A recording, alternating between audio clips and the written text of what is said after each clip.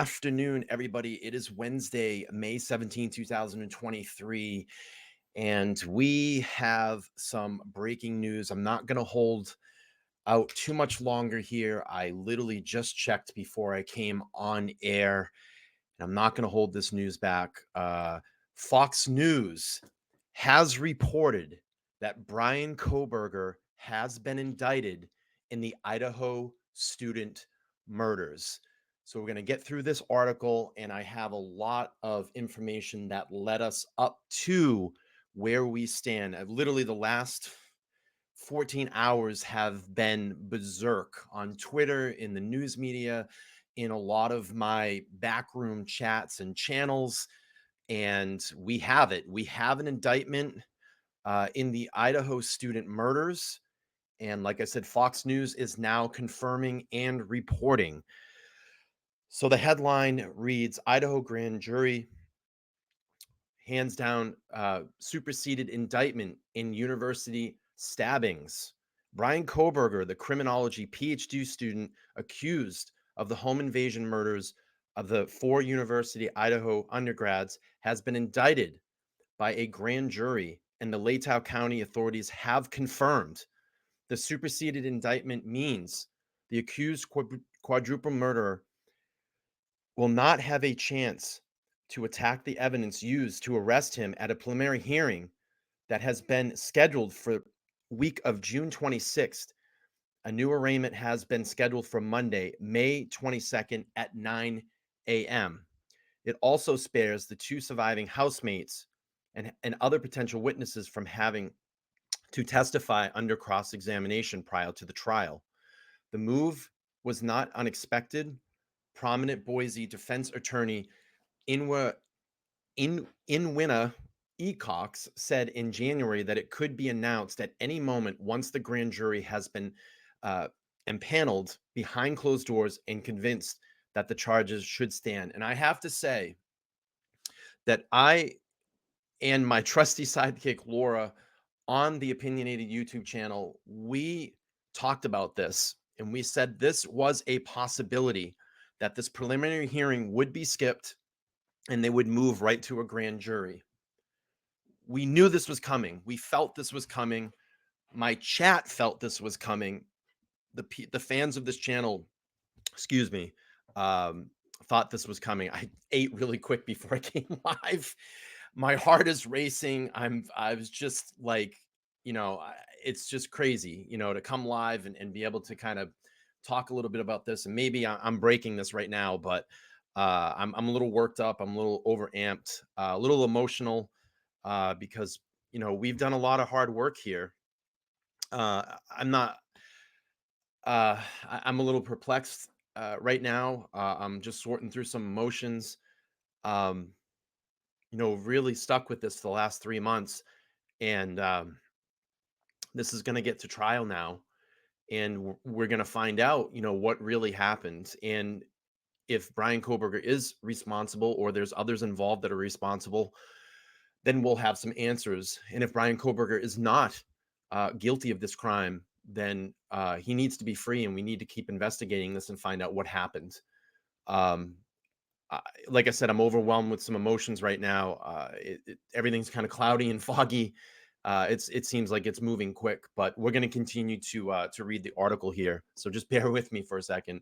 I was about confident as I could be that there would be an indictment in this case, she told Fox News Digital Wednesday. Kohberger was accused of sneaking into a college town rental home at 4 a.m. on Saturday, November 13th, and butchering 4 students inside. And at least some of them were sleeping at the start of the ambush, according to Latah County Coroner Kathy Mambutt. Mambutt.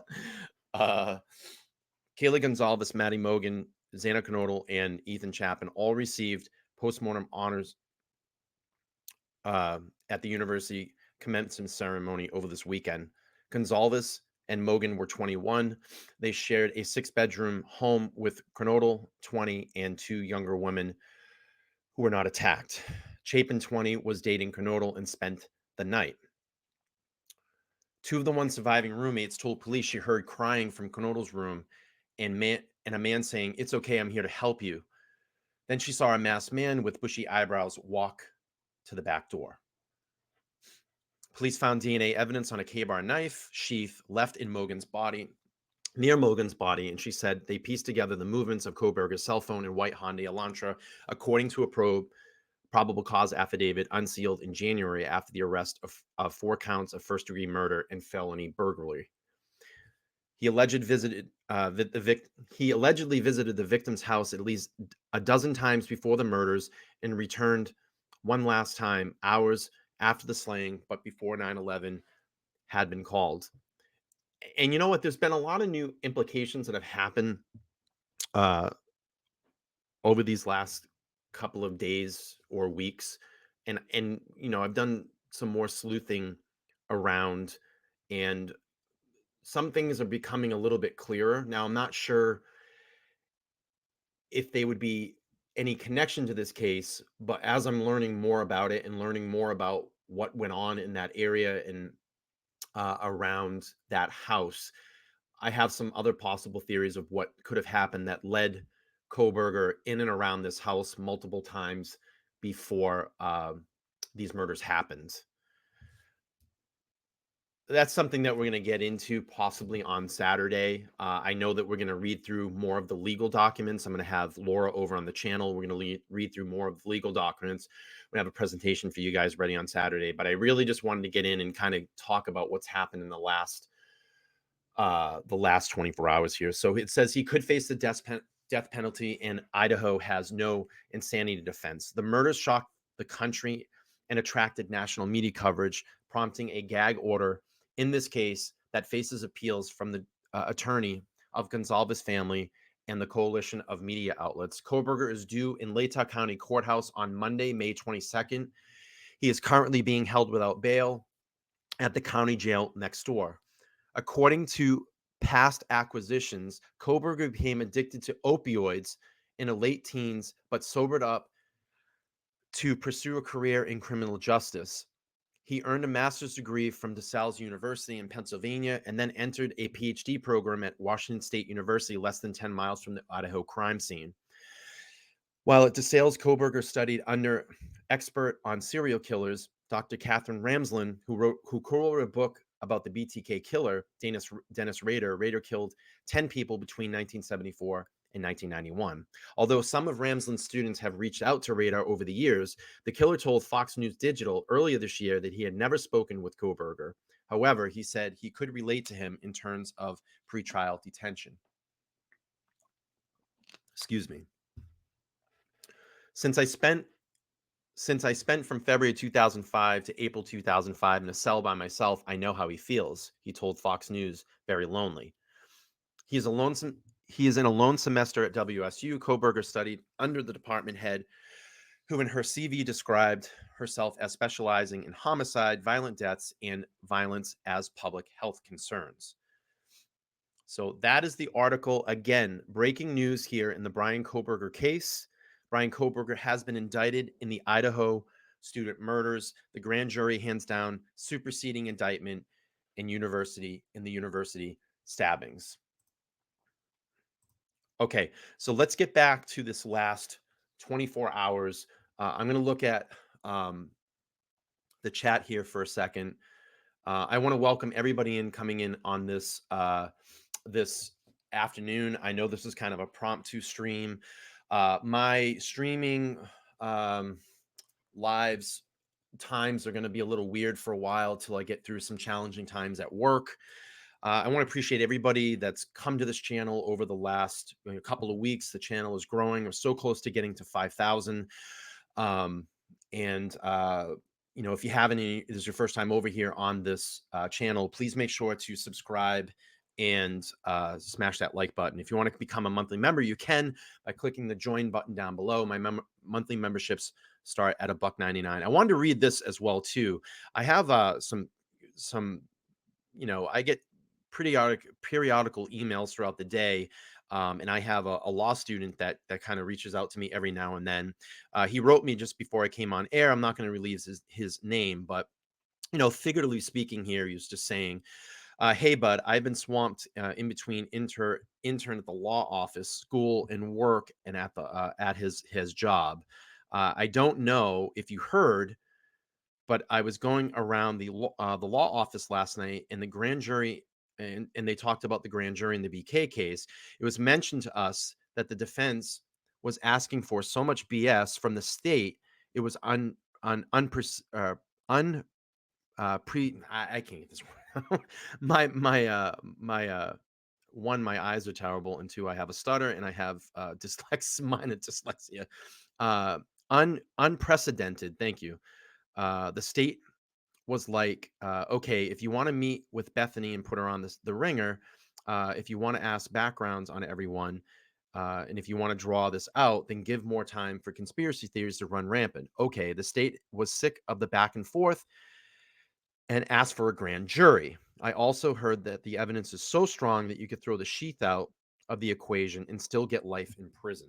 So that's just one person's opinion on this that communicates with me, and I wanted to share that with you all here. We got some new members here. I just want to check on the memberships. Mama Style has become a YouTube member. I appreciate that so much for contributing and helping the channel out in every way that you can.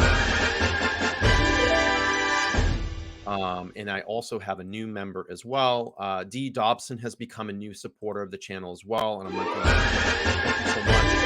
I will update the Discord link for channel members after the stream post. It will be on my community page. You can go into that link and click into the Discord if you want to come in and hang out with us. It is for paid members only. So that is a benefit of what we do here on the Opinionated Idiot YouTube channel. So let's rewind a little bit. I know we're all amped. I know that some of us here may be a little bit excited.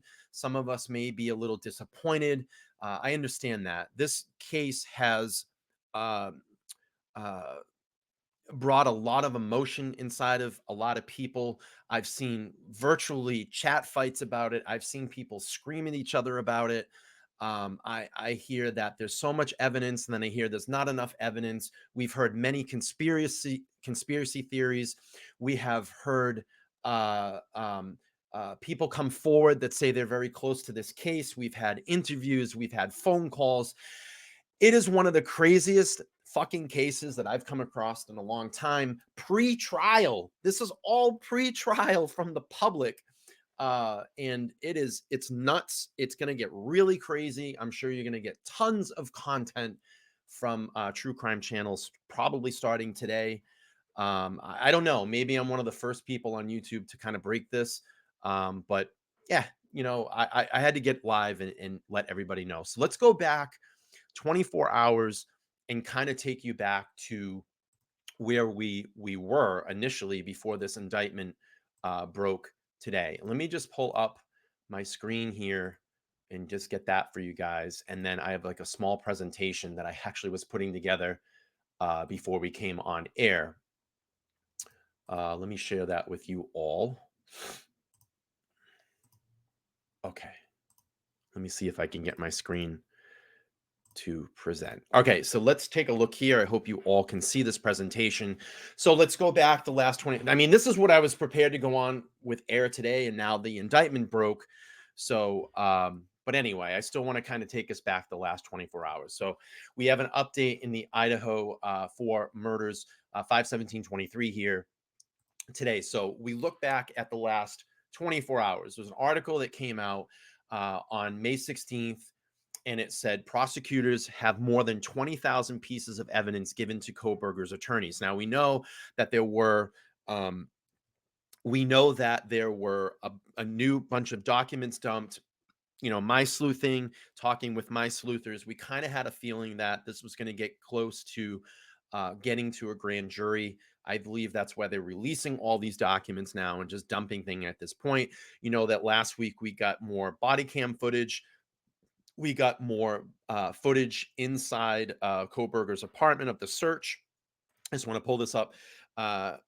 This was saying, I love your reporting, factual to the point and with integrity. Thank you so much. I mean, that's what we do here on this channel. We stick to the case evidence. We use news articles to source our evidence. We do smart, thorough sleuthing We use that angle as well, but we like to take what's in the case file and base things off evidence and give truth and honesty to what's going on. I'm going to be, you know, I think, like I said, there's a lot of sensationalism going on around this case. There's a lot of conspiracy theories. There's a lot of BK fanboys.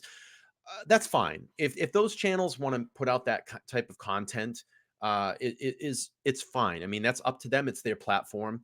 There's a lot of fringe channels popping up now with some just really odd and weird material that I just have no interest in watching.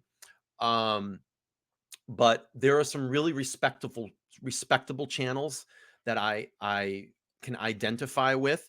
They may have a different take on what I believe, but I respect their angle and they treat it with respect and dignity. One, as you guys know, I have a relationship with the Drunk Turkey Show. So I would say if you're new here or you're here and you don't know of that channel, I would go check them out. Another great platform too that's kind of climbing the ranks with me right now is a smaller growing channel is Publicly Buzzed. I would go check them out as well too. Those are two channels that I can identify with. I've done some panels with them.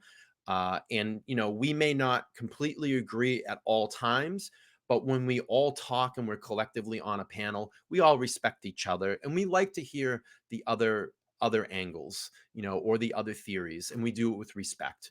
So I appreciate that. So planning with Tracy has become a new member as well. Thank you so much for becoming a new member here in the channel. We now go back 24 hours. So we had this article that came out. I think this was off of Fox News. Oh, I'm sorry. This was off the Independent. So I grabbed this headline, said prosecutors more than 20,000 pieces of evidence giving to Kohberger's attorneys. If you haven't already, please go down and smash that like button. It is free to do that. And it will help get this stream out into the algorithm. We like to get at least 100 likes by the end of the stream. We need to push this out and get this news out today. Because it's very important. This is very, very important. So thank you so much for that membership. So we've now go out, and last night I went to bed. I woke up this morning. I checked my Discord chat, and my sleuthers in there were having conversation, and I saw this. Ashley Banfield broke breaking news on Bryan Kohberger. Sources tell me that Idaho murder suspect has been indicted by a secret grand jury in the Moscow, Idaho. He has been arraigned on Monday night in district court. They will no longer be a preliminary hearing on June 26th. Now, at that point, there was no confirmed reports that he had been indicted. And then I went into another chat this morning, early this morning, and I saw this posted. This is from the court document events. So the preliminary hearing was canceled, but still at this point, there was no reporting that Kohberger had been indicted by the grand jury. So I waited, and in about 4 hours before I went on air, Jennifer Coffindaffer was reporting, yes, indicted by secret grand jury, Bryan Kohberger. What we've been talking about for months happened. No preliminary hearing. We will be breaking it down on Morning in America. Still, at this point, there was no confirmed news article yet. And I was like, well, I can't go on air and say that he's been indicted because I don't see anything in print yet. And listen, Coffindaffer, Banfield, they're members of the media, but I wanted something in print so I could come on and say it is in print now. It is out there. Local and national news is picking this up. World news is picking this up. And literally 5 minutes before I went live, we had the article from Fox News reporting that Bryan Kohberger now has been indicted in these murders. So Planning with Tracy is saying, I think the DNA came back from the car. It's quite possible. Let's see. I have someone else. Sergeant Friday says, if I was BK, I would request my right to a speedy trial. I love all the chat-ins here and everybody kind of breaking in here. Let's see. Sergeant Fry says 20,000 pieces of discovery is not all evidence. It all will be processed. Who handled evidence, who will be questioned, and who, etc. All right, so here we are here. Um, so what I want to do here is go back and look at this article here first. So from the Sun, this was a couple of days ago, and it reads, "I'm gonna bring it."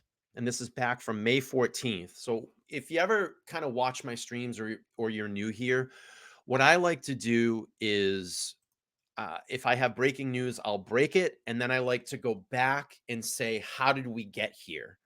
So this was an article that was posted on May 14th, and Steve Gonzalez says, quote, "I'm going to bring it." University of Idaho victim Kaylee Gonzalez's dad gives Bryan Kohberger urgent warning ahead of murder trial. A father of one of the murdered university students has warned Bryan Kohberger that he's going to bring it as he prepares to face him in court. Excuse me 1 second here. Kohberger has been charged with the murder in connection with the November 26th killing and is awaiting trial. Kayla Gonzalez, 21, was one of the victims killed in the off campus Moscow, Idaho home. Her dad, Steve, told ABC News that he is ready to face Kohberger in court. He said, "I can't wait to see the evidence, and I'm going to bring it." And he also realized that this is the family is going to make sure he doesn't get away with it. Kaylee's mom, Christy, told the network that she's thought long and hard if her daughter and Kohberger had crossed paths. It's a very interesting quote. She said, "We've talked as a family, and we've done a lot of research on what's out there, and none of this makes sense." Christie told ABC News that she will try to avoid the courtroom during any of the graphic testimony. She said, "I'm not going to scar myself. I have visions of my own that I've had to deal with." Kaylee was due to graduate from the university just weeks before she was killed. Her siblings accepted the postmetheus degree from her college this week. Days before her ceremony, a post on the family's Facebook said, "I would have never imagined Kaylee not being able to accept her own degree that she worked so hard for." Madison, Xana, Ethan were also killed in the horrible stabbings, also receiving degrees. Kaylee was awarded a Bachelor of General Studies degree from the university. PhD student Kohberger is being held in Idaho jail and will appear in court in June. Um, let's see. But Ethan's parents, Jim and Stacy Chapin, told Fox News in April they had not been attending the court hearings. Kohberger's arrest at his family home in Pennsylvania in late December, following a manhunt that lasted weeks. Cops discovered medical-style gloves, a sweatshirt, a buckle swab, Nike sneakers. That's the first that I heard they were Nikes, and maybe I'm wrong. Maybe that is written on the search warrant, but I haven't heard Nike sneakers. And a flashlight when he was arrested. Investigators were able to track down Kohberger from a K-bar knife sheath that was left at the murder scene near Madison and Kaylee's bodies. Kohberger's white Hyundai Elantra was searched by cops as part of the probe. The vehicle was taken apart, and investigators took a door panel, seat cushions, headrest, seat belt, a visor, and brake and gas pedals. Other items such as a shovel, hiking boots, goggles, and gloves were also seized from the car by police. Kind of sounds like a kill kit to me. Kohberger has been charged with 4 counts of first-degree murder and convicted to face the death penalty. Kohberger has pled not guilty to the charges. Last week, he added the top attorney, Elisa Massoff, to his defense team. University students have said the killings left the college community shaken. A sorority sister of Kaylee told Idaho Press there was a lot of girls that didn't come back after Thanksgiving. And that's the end of the article there. So now we fast forward to yesterday, and this was an article dropped from Court TV, and actually Court TV and not the Independent. I'm sorry, I have an independent article queued up, but this was from Court TV, and this article here says This was yesterday, just before the indictment was announced today. Prosecutors more than 20,000 pieces of evidence given to Kohberger's attorneys. Moscow, Idaho Court TV reports prosecutors in the Idaho are firing back at attorney representing Bryan Kohberger, saying they have handed over tens of thousands of reports, photographs, and other evidence before the June preliminary hearing. Kohberger was a criminology student at at WSU when investigators said he broke into a home near the University of Idaho campus and stabbed 4 students to death.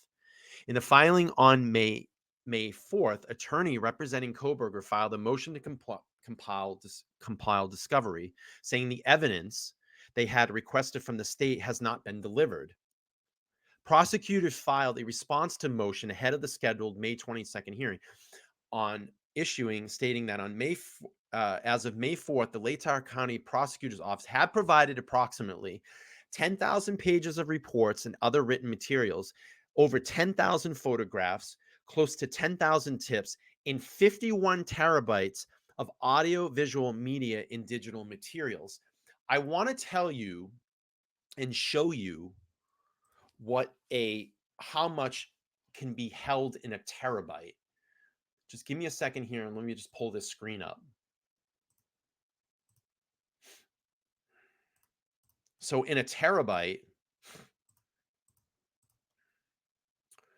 so 51 terabytes equals 51,000 gigabytes. What can 1 terabyte of storage hold? 1 terabyte gives you the option of storing roughly 250,000 photos taken with a 12 megapixel camera, or 250 movies, or 500 hours of HD video, or 6.5 million document pages, commonly stored as office files, PFDs, and presentations. That is nuts. That is a lot of information that is in this case. And how ironic, below it says Dropbox, and we know that one of the search warrants was on Dropbox. But I just kind of wanted to share that to give you the totality of evidence that's going to be presented in this case. I think that's why you're seeing additional lawyers being added on. We know that the DA brought in 2 additional lawyers. We now have a 3rd lawyer that has joined the defense team. And I want to preference this. You all have to understand, in this particular case, there is going to be a lot of back and forth with the prosecution and the defense. It's chess, and everybody gets me, shut up about it. This is chess, not checkers. It's going to be chess, not checkers. You have an extremely smart and intelligent defense attorney, and you have extremely intelligent prosecution. It's gonna butt for a long time. You're gonna see a lot of back and forth with documents and motions and sticking to the law, and we're not getting enough evidence, and we're giving enough evidence, and we're not getting what we need from the defense, and we're not getting what we need from the prosecution. It's gonna be a long trial. This is not gonna happen overnight. We're not gonna have resolution in this overnight. So be prepared. This is gonna be a while, and it's gonna take a while to go through this trial. It's gonna be a long trial, I believe. It's going to be a long trial. So I wanted to give just some totality of what that evidence is. That's a lot of evidence, and we're going to get more into deep diving that. I'm going to have Laura on the panel on Saturday. We're going to go through a lot of the legal documents that just dropped, give you guys a little bit more context as to what's going on in those legal documents. I know Thursday I'm going to do a reaction video on Peter Tragos's video that just dropped a couple of days ago, but he was a little bit behind on all of this the indictment charge. But I'm going to do a kind of a reaction to that as well. So I want to go back to that article. So it says, in the motion Attorneys representing Kohberger specifically pointed out to body cam and dash cam footage from officers involved in the arrest in Pennsylvania, reporting details forensic evidence collected from his car and parents' home, and police reports related to his arrest and incarceration in Pennsylvania. So I do know this. A little birdie told me, chirped in my ear, and told me that out in Pennsylvania, I believe, and I don't know if my little birdie can message me, but I believe that they don't have body cams, but they're working on getting body cams in Pennsylvania.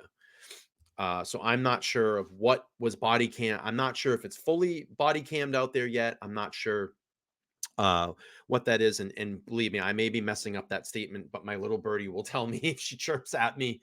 Um, in response, the prosecution said all new known items have been disclosed, and that the state is unaware of any footage beyond what has already been disclosed. And on information and belief, understands that there's no body cam footage.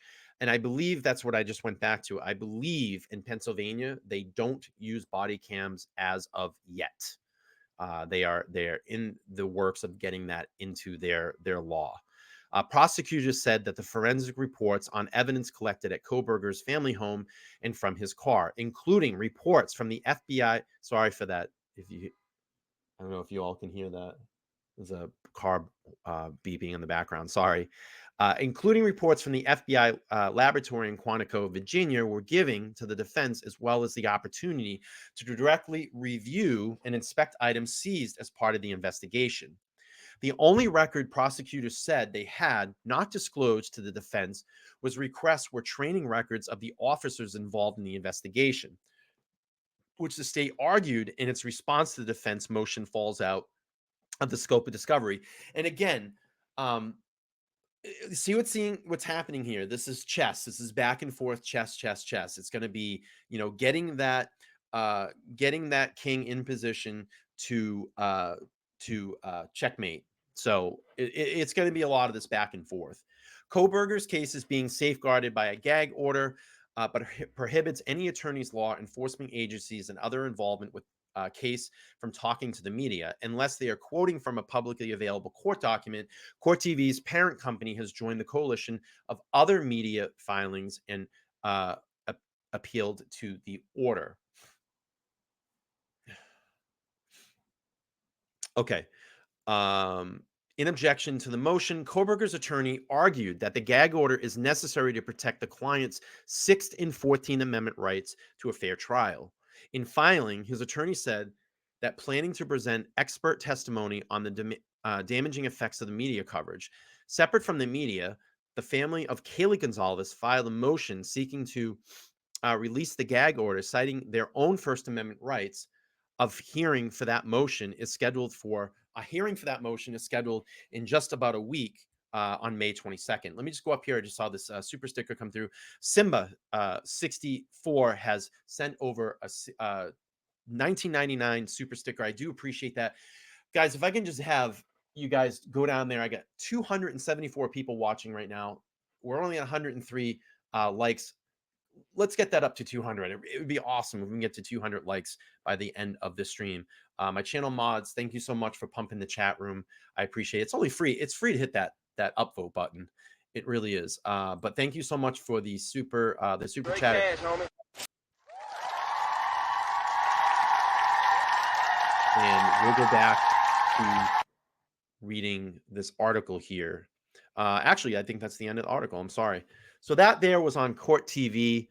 And that's kind of what got us to this point.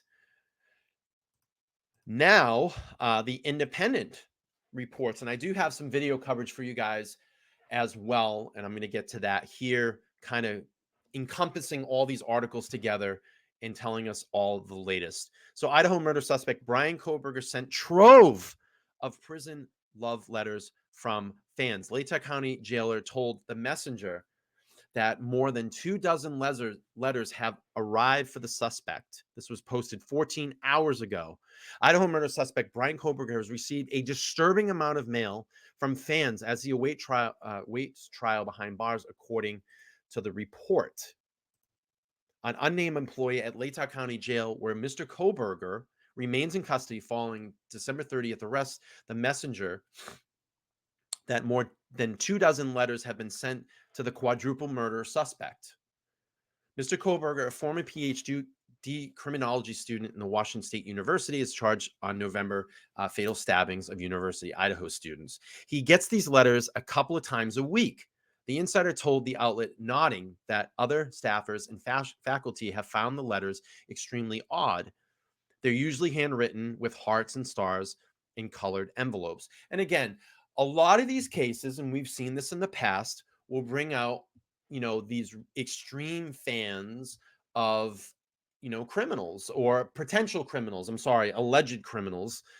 We've seen this, or of convicted criminals. We've seen this. There's a lot of sensationalism.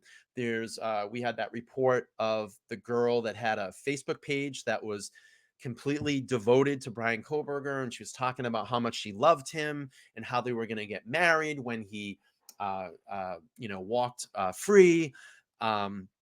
So a lot of this stuff comes out, and this brings out a lot of some strange individuals. But it's their thing, I guess. So we'll keep reading in this. In the aftermath of the murders, and Mr. Kohberger was arrested 6 weeks later, the true crime fans have flocked to online forums to fill information gaps left by authorities, who first cited the integrity of the investigation as a reason they did not share details about the probe, and now they are being banned from speaking about the case due to a gag order. If you can go down there and smash that like button, I really would appreciate it. We're going to try to get to 200 likes before we leave the stream. I have almost 300 people watching today. Earlier this year, a disturbing Reddit grew more than 500 members before it could be banned from the platform of violating Reddit's moderator code of conduct. In addition to spreading misinformation and conspiracy theories, some of those online communities featured overly sexual comments, as well as colleagues of Mr. Kohberger's photos. Last week, a prosecution handed over 10,000 photos, 9,000 tips, and several hours of video and audio to the defense. Mr. Kohberger's public defense attorney, Ann Taylor, stated that previously filed documents requested that some of the evidence may contain expulsionatory. I can never get this freaking word. I'm not going to try. Mr. Kohberger has not entered a plea, but said earlier this year via a public defender that he is eager to be exonerated. Not saying that he's not guilty, just saying eager to be exonerated.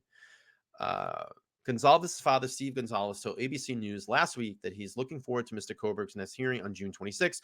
Obviously, we know that's not going to happen. It's been canceled because today, Bryan Kohberger, if you are just joining the stream, has been indicted for the 4 murders in Idaho. I can't wait to see the evidence, and I'm going to bring it.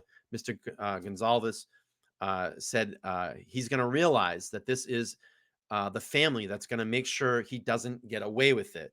Mr. Kohberger has been linked to crimes by DNA evidence, cell phone data, and surveillance video of what prosecutors believe is the white Hyundai Elantra leaving the scene, according to the arrest affidavit.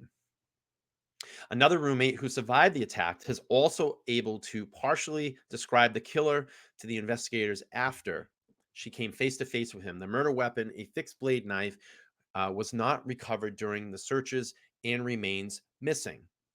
Interesting. 2 warrants obtained by the Independent show investigators collected a Glock 40 caliber gun, empty gun magazines, a knife, a pocket knife, black face mask, You know what? I was just wondering. I wonder if a handgun was used in this as well. I know that we've only heard about uh, a knife attack, but we haven't heard anything about gunshots. And maybe on the first passing of maybe that's something they're holding out, because I find it interesting that they seized this Glock handgun, and we haven't heard anything about a handgun being used. But I wonder if that was used maybe in the commission of the crime to when he maybe allegedly, if he went into the house and use the gun first, you know, not to shoot the gun, but maybe just to get everybody to stop. You know, I have a gun, in holding that weapon on them, and then ultimately kills them with a knife. Just a theory, just a speculation. You know, the suspect could have done this, but I just find it odd that they did collect this Glock handgun and quite a few other devices as well. Again, I'm just kind of throwing a theory out there, but this handguns come up a lot in a lot. Yes, to subdue victims. Exactly. That's the words I was looking for. Yeah, exactly. Because we've heard a lot about this gun in a lot of articles over the last couple of weeks, and it's been pointed out a lot. So we don't know. Maybe they were shot and then stabbed and sliced up. I mean, I don't know. You know, we don't know, and it's only speculation on my part. But you know, just kind of throwing that out there as well. And I don't like to throw a bunch of conspiracy stuff out there, but it could be possible. I mean, we're hearing a lot about this gun lately. Let me see if I can. Oh, I can. Perfect. Is that a little bit better for reading? Perfect. Okay. So the family, I wish I could close this. Oh, I can. Perfect. The family was raided on December 30th, and the same day in the search also carried out Mr. Kohberger's apartment in Pullman, Washington, about 15 minutes drive from the crime scene in Moscow. The Washington warrant revealed the investigator seized a collection of red spotting on a pillow with reddish brown stain at Mr. Kohberger's apartment. At least 2 items seized from that search tested positive for blood. And that's going to be the end of that article there. And that was in the Independent, released about 14 hours ago. So what I want to do now is I have a couple of videos like I always do. This one's about 30 minutes long, was posted about a day ago, and it will get us all completely up to speed. Now you got to remember, this video was posted pre-indictment. So it's pre-indictment, but it will get you caught up as to where we are in this case up to about a day ago. So let's play through that. And this is from Court TV. 6 months since the murders of Maddie, Kaylee, Xana, and Ethan, the University of Idaho students. And coming up next month, the preliminary hearing for the alleged killer. What will it be like for the families of the victims to be in the same room with the accused? What will it be like for them to hear all the evidence? Tonight, we take a look at the next big case on Court TV, the Idaho students' murder trial. I'm Vinny Politan. Thank you so much for joining us here on Closing Arguments. And think about these 2 cases we're going to talk about this hour, how different they are. On the one hand, you have a mother taking the life of her children. And then on the other hand, you have 4 families who are absolutely devastated because their children are gone at the hands of some stranger. The contrast could not be greater. And we're going to get into it tonight. Let's begin with the case out in Idaho. And this is the biggest case in America right now. It absolutely is in the criminal world. 6 months ago that these, I'm going to call them children. They're, by age, they're adults, they're young adults, but come on, let's be honest here. I have children this age. These are children. If you're all just joining the stream right now, I just wanted to announce that Bryan Kohberger has been indicted in the quadruple homicide of the 4 murders in Moscow, Idaho, of Kaylee, Maddie, Xana, and Ethan, and then 1 count of felony burglary. Blah, blah, blah, blah. I'll get that out. All right, let's keep playing through this. They're still children. And what happened inside that house? Thank you, so Low 12. horrific, I appreciate you for beyond coming out measure. this afternoon. And you think about what's going to happen, right? Our system of justice starts moving. This is a case, could likely, if they find probable cause, et cetera, could end up being a death penalty case. Now, again, this video was posted 4 young lives that were all just taken out at once. Think about the level of despair and heartbreak that's going to be inside that courtroom each and every day. It's unthinkable. And I want to remind you, this trial is not about him. Yeah, I think we can't. It's not about him. I'll tell you what, out of this mouth on this show, you're not going to hear his name. You know, guests can say his name. I'm not going to tell the people what to say, but for me, I'm not saying his name. But this trial is not about him.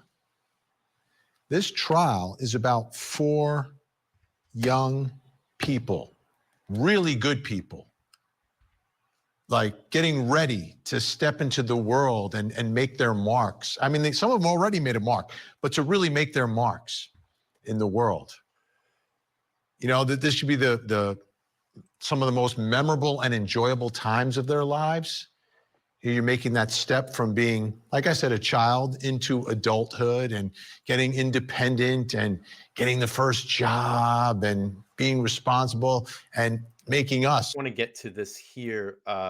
Planning with Tracy said, this channel is great. Only facts. There's a channel out there that convinces their viewers that police planted evidence or there isn't enough to convict.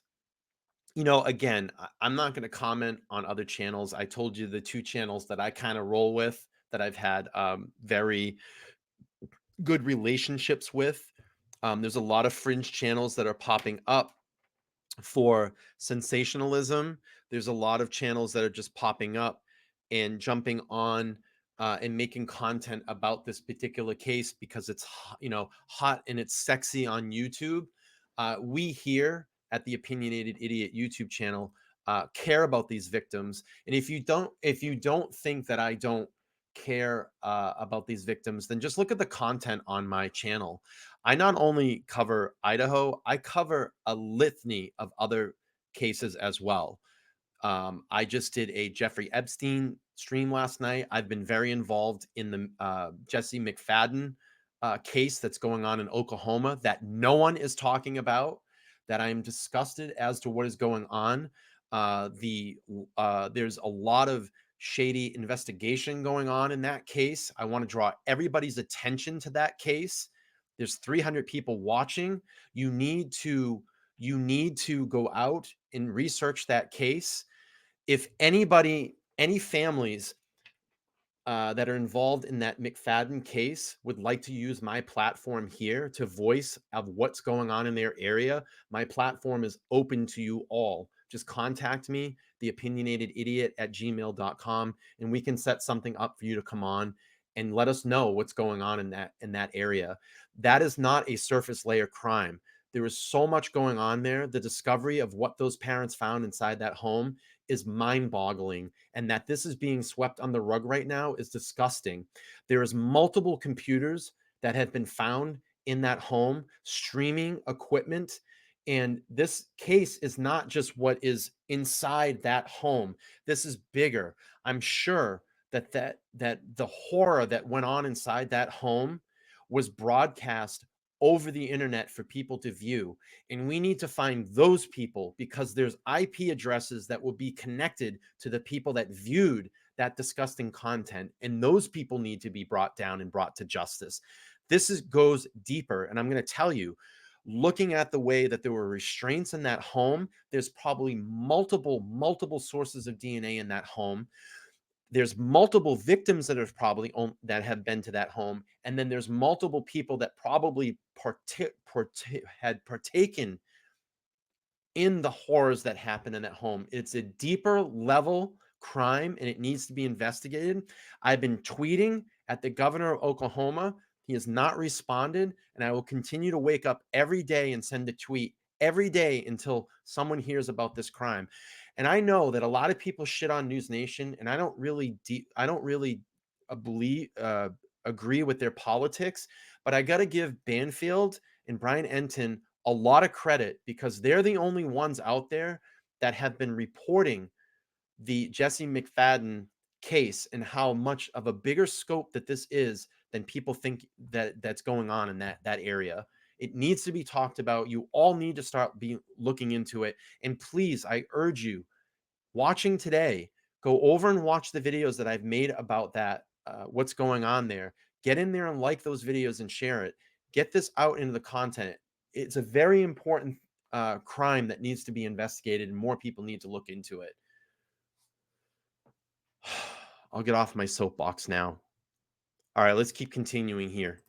The parents so proud, and to have all that taken away. But I mean, every criminal case, every murder case, we can't lose sight. I know there's someone on trial, but the case doesn't happen unless there are victims, unless there is this devastation. There is no case, there's no arrest, there's no trial, there's none of I've it. been tweeting at Stit every morning. I just haven't heard anything. I've been posting on my community page about it. Um, you know, we need to get this out. There's a lot going on. There's a lot more victims. I mean, there's a lot more going on. The FBI Yes. needs to investigate that. So it's about them.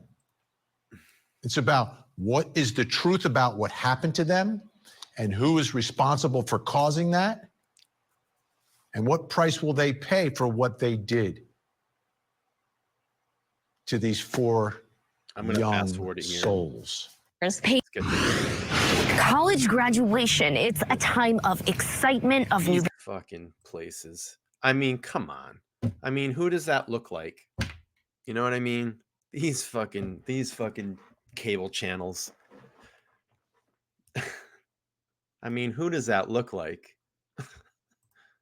beginnings. But here in Moscow, Idaho, this week, it's been a little bit quiet. I haven't seen as much excitement for this graduation, like compared to the previous years. Paige Erbely graduated from the University of Idaho and has stuck around Moscow for work. She says there's a cloud over this year's celebration, falling exactly 6 months to the day since 4 University of Idaho students were brutally murdered. 2 of the victims, Maddie Mogan and Kaylee Goncalves, were seniors and should be walking with their classmates.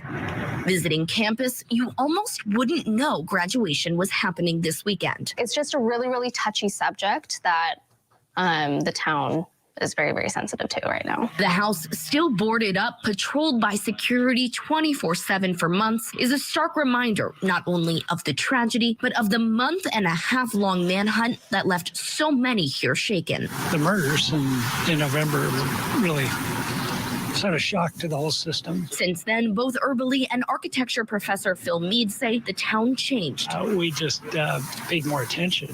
We were all much more cautious. I used to sometimes leave my door locked and be like, whatever, Moscow's a safe town, nothing's going to happen. And of course, I don't have the luxury of thinking like that anymore. Mead says he's been encouraged by the extra security that is still in place, but says the fact that the man accused of the crime is in jail just a few blocks away keeps the chill here. And the courthouse is right up there, so just thinking, every once in a while I have to drive by it. Scripps News spoke with a dozen students, and their concern is the continued microscope on their tiny town in the middle of rolling hills, many of them still shaken by what happened. I think it was a traumatic experience. We were all there for each other, but I also think that there is a sense of the outside world having a spotlight on the small town that you love created more.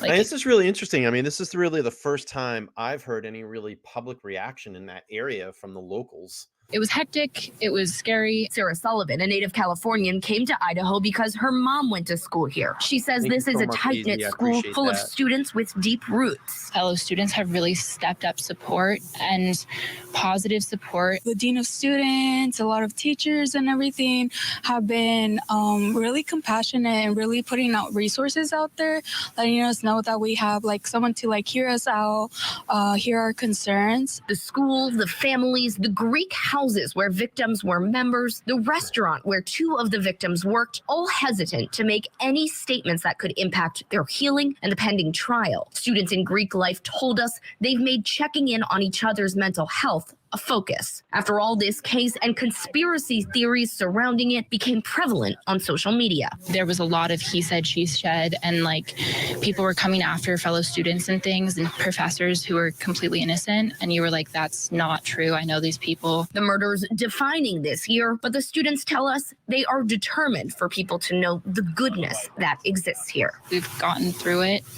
I think we've come out stronger as a community as a whole. There's definitely a level of anxiety here, knowing that this tiny college town will once again be in the spotlight soon. Kohberger has not entered a plea for either his burglary or for murder charges. He is due back in court on June 26th. Thank you, Lo. I For Court TV, I'm Alex Miller.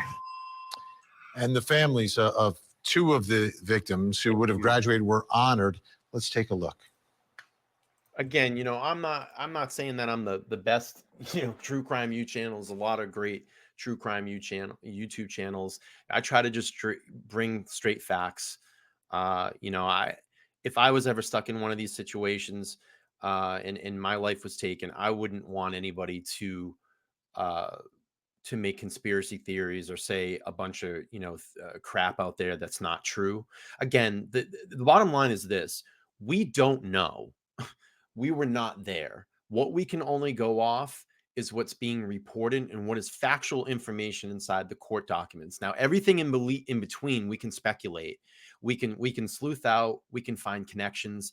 But I think that it is a gross thing when people come on and say, this happened and it was drugs, and you know, it's heroin, and they're moving bales of fentanyl through that house. You don't know that, you know. And we've had some really strange people that have popped up lately and said some things. Do we think that some of it could be true? Sure. Do we think that some of these people could just be popping out for sensationalism as well? Absolutely. But we don't know. We don't know what happened in that case, in that house that night. And we don't know what happened, what led up to all of this. But we're going to find out. And we'll find out when this all goes to trial.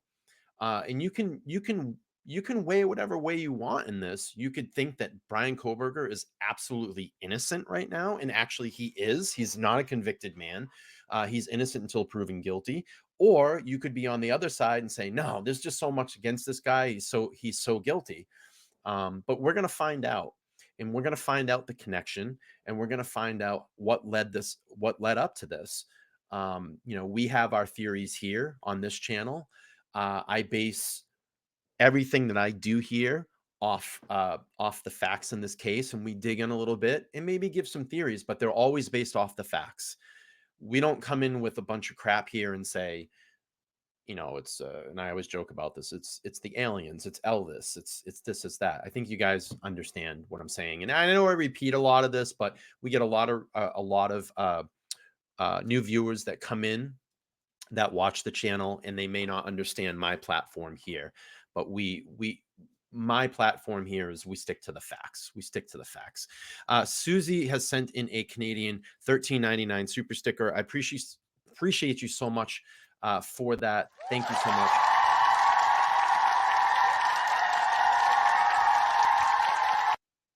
And Arya says, yeah, it's making the victims look so bad. And what's wrong? Who knows? Maybe they did do a little, you know, listen, it's a party house. Okay. I'll be honest in saying this. I'm sure there was a lot of booze there. They probably smoked pot.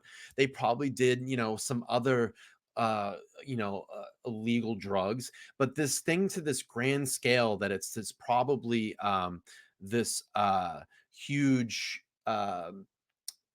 this huge cartel thing. I don't see it. I don't see it. I just don't see it. There's not enough evidence in front of me. I think there's probably some people that came by and probably did some drugs in and out of there or whatever. But that's, you know, it's college kids. They experiment. They do things like that. Until I can be proven otherwise with facts in the case, then I will believe some of that stuff. But I don't see it right now. I just don't see it. I think this is, you know, it's just going to take a little bit of time until things get sorted out. And I'm telling you, I can't wait for, you know, opening statements when this goes to trial and we start to kind of hear how this all unfolded. You know, it seems like there's a lot of information to go through, a lot of information. During a private ceremony on Monday, we awarded a certificate in marketing to the family of Xana Alexia Kernodle. Well, I'm just going to answer this really quick. I know that Devadol's been kind of saying this. She's asking me, she said, probably has seen in the chat, True Crime Cafe with Dago is willing to collaborate with you on this if you're up for it. He phones the office, etc. And this is a deep way. So here's the thing with the collabs. I haven't done really a lot of collabs, and I really don't want to do a lot of collabs because I think sometimes when you don't line up and you agree with maybe the way that a channel may be going or a way that you use your platform, that can cause a little bit, I think, some tension or back and forth. I just kind of want to really concentrate on what I'm doing here and build this channel right now. So collabs probably for the future, I'm not going to be doing many of that. I really need to build my core base here. And I really don't like to, I'll be honest with you, I don't watch other true crime channels at all, especially on this case, because I don't want that to really cloud my perspective or my vision of what I want to bring to my audience. And I hope you all can understand that. Again, there are some really great channels out there. They're doing their own content, and that's their platform to do that. I realize that a lot of people in this chat and watch my channel, watch those channels as well. But I don't really want to, I guess, I don't want to say like similar content. I like to keep things fresh. I like to keep things to my ideas. Again, I was really one of the first ones that went and looked back from the very beginning of this case. And if you haven't seen it, I did a 7-part series on that. I was the first to really do that. And then I just found it funny, like everybody started doing it. We need to look back. We need to look back. That's the thing.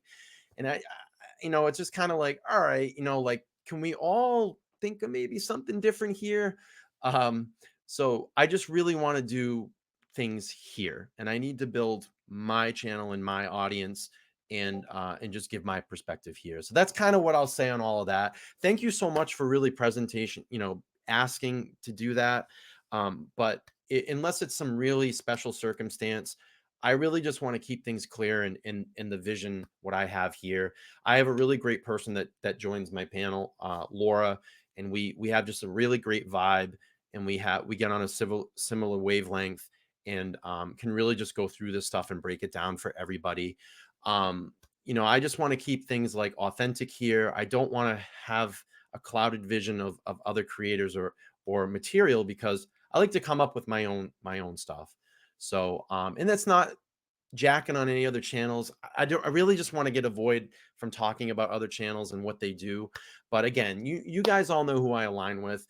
Drunk Turkey, Publicly Buzzed. I really like those guys. We vibe every once in a while, maybe every like month or two, we'll jump on and just kind of see, where we all stand in the case. And that's really who I kind of align with. And if they asked me to do anything, of course I would do stuff with them. But all these other channels, I just kind of want them to do their thing, and I'm going to keep doing my thing here. And that's really all I want to say more about that. So that's where I'm at. That's how I feel.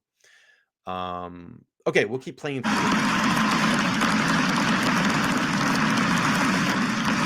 A certificate in recreation, sport, and tourism management will be delivered to the family of Ethan James Chapin in the coming weeks.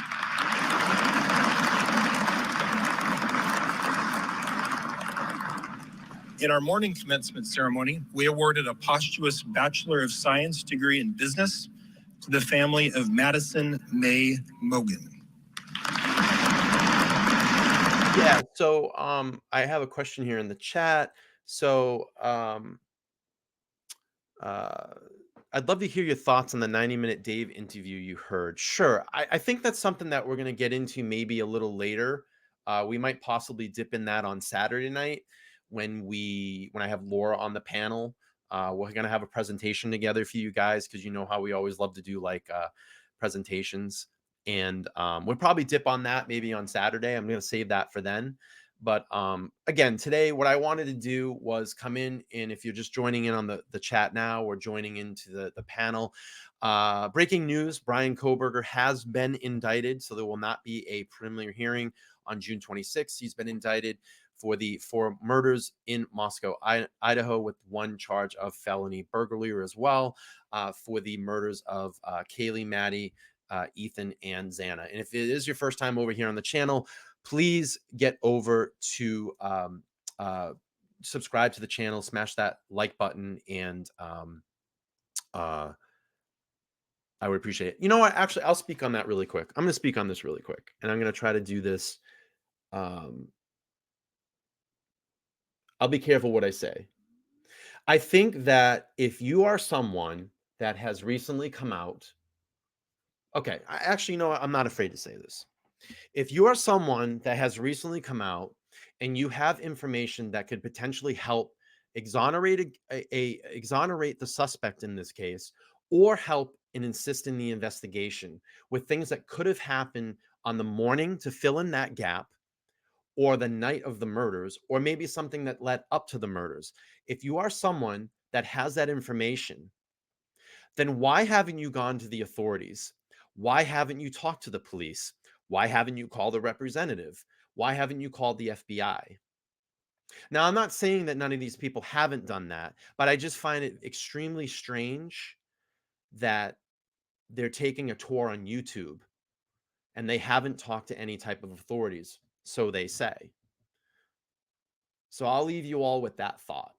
And then you guys are adults. You can all make your assumptions on what you think is credible or not. And again, I'm not saying that these people aren't credible. I'm not saying that they aren't. But I'll leave you to think about that. I just find it very strange that if you have evidence in any single portion of this case that could help, why wouldn't you be talking to authorities to help? Either to exonerate 100% Bryan Kohberger, this guy didn't do it, it was these two people over here, or I have evidence to information as what happened that night in that house, or what happened that into the morning before, in between that 8-hour gap.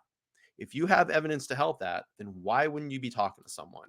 Why would you be doing a tour on YouTube? It just doesn't add up. It doesn't make sense to me. So that's what I'll say. I don't feel any ill will about saying that. That's kind of what I see. So now we will present 2 bachelor's degrees. First, a bachelor's degree in general studies to the family of Kaylee Jade. It just Gonzalez. doesn't add up. The family will receive the diploma of the University well, of Richard, Idaho. if you listen to me, if you just heard what I said, I pointed out what I felt, and then I said, I don't know if they've gone. Maybe they have, maybe they haven't. If you need to rewind the stream, I would do that, because I just stated, maybe they have, maybe they haven't. But I just find it strange that you would be out on YouTube touring around and telling this information if you haven't already gone to the authorities and there's something that could help someone in this case. That's what I stated. That's what I said. You can go back and rewind it if you need to.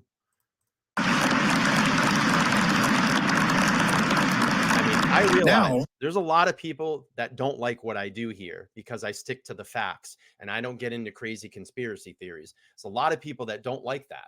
And that's why I don't have these people on my panel, because it doesn't serve anything to me to serve to my audience to have people like this on my panel. Now, whatever other channels choose to do and have that content, that's their business.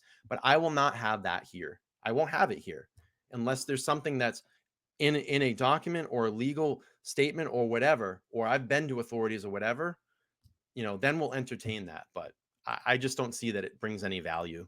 We will present a Bachelor of Science in Business degree to the family of Madison May Mogan.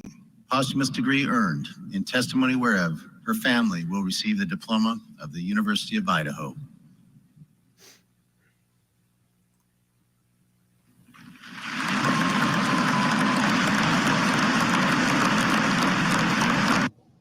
This is just part of their journey for these families. I want you to listen to 2 of the fathers, Maddie's and Kaylee's father, who have spoken out about this. Let's listen.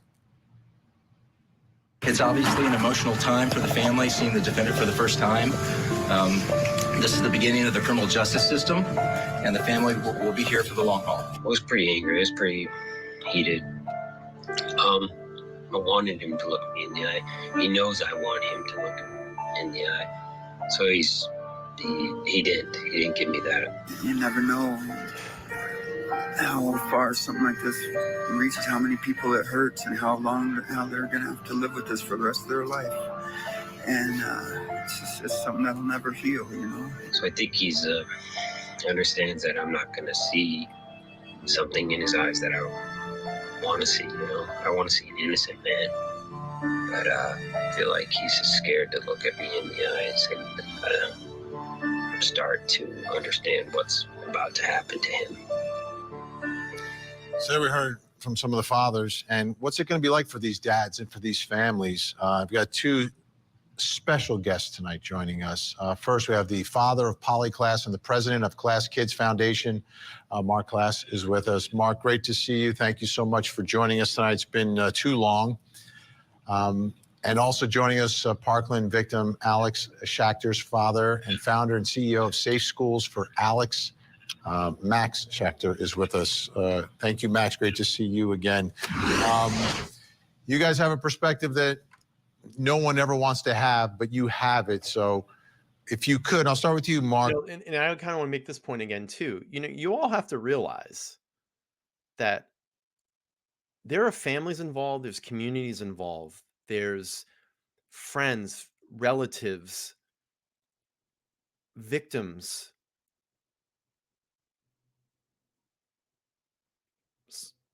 People's lives stopped instantly. 4 lives stopped. But our lives go on, and that community has to go on, and those families have to go on. We don't know any of those people. Now, there may be some people here that watch that know those families directly or the victims directly, but I don't know any of those victims. Would I feel like on my conscience? Would I feel good to put conspiracy theories out there about what happened, that they were involved in, you know, these drugs and this money and all that? I consciously could never live like that, to spread misinformation. I just couldn't do it. I would feel disgusted about myself. So think about that too.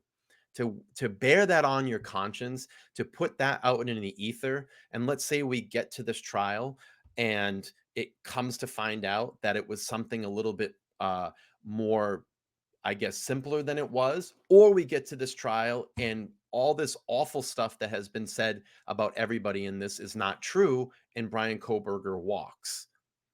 You know, he's innocent, and we don't have the person or people that have done this, and that we need to continue to investigate this. But look of all the stuff that's been said about these people, that they've turned into the disgusting people that have, you know, they're the demons in this. You know, the 4 that got killed all of a sudden somehow got turned into, you know, they're the bastards and they're the sons of bitches. I just consciously can't live like that.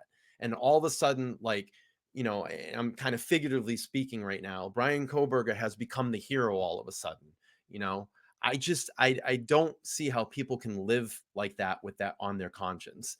And again, I'm not saying that Kohberger is guilty, because he is right now innocent until proven guilty. But that's a lot of things that bother me in this case. The things that I see that are written, the things that I hear on other channels, the things that are put out there into the ether, that all of a sudden the 4 people that got murdered, they're the bad people. You know, they've turned into the bad people. There's drugs, there's guns, there's this, there's that, there's money, there's OnlyFans, there's sex, and there's violence, and da-da-da-da-da. How do 4 people that are innocently murdered, they're the bad people? I don't get it. I don't get it. I just don't get it. What will it be like for these families? I mean, at this preliminary hearing, they're going to hear the evidence for the first time. They're going to hear some of these details. What will that be like for them? Well, Vinny, it's truly a constant assault on your sensibilities, because you're sitting in a dispassionate setting, listening to the last few hours of your child's life be dissected, analyzed, deconstructed, reconstructed, cross-referenced, and compartmentalized. And the instruction to you is, don't show any emotion, or you may be removed from the courtroom. So unless you've been in a situation like this, unless you've experienced the trauma of losing your child, and then the reality of having to face that killer in the courtroom every day, it's really kind of an unimaginable thing. It's very difficult, though. Max, how about, you know, one is you're hearing the evidence and the details. The other thing is you're in the room with the accused killer. Yeah, no question about it. It's really, really hard. I think for us, the hardest part was looking and seeing the defense really coddle the Parkland murderer, touch him and put their arm around him and listen to the testimony of the defense, which wants you to think that he's the victim and not your children that were brutally murdered. So I think that the parents need to be prepared for them to dress him up like Howdy Doody. They're going to put his seat all the way to the ground. They're going to put him in a sweater vest. So glad you found it, possibly like they did with the Menendez brothers. And in Parkland, we listened to months and months of a trial, and then for a second, says often wonder how much tension there is to be in that community with all the accusations that have been thrown around and people blaming each other. No, I 100% agree. I mean, I'm sure, that's the thing that people have to understand is that there are innocent lives that were involved and taken, and that to go out and just be on a platform and spread a bunch of stuff that may not be true, I just don't know how you consciously could live like that.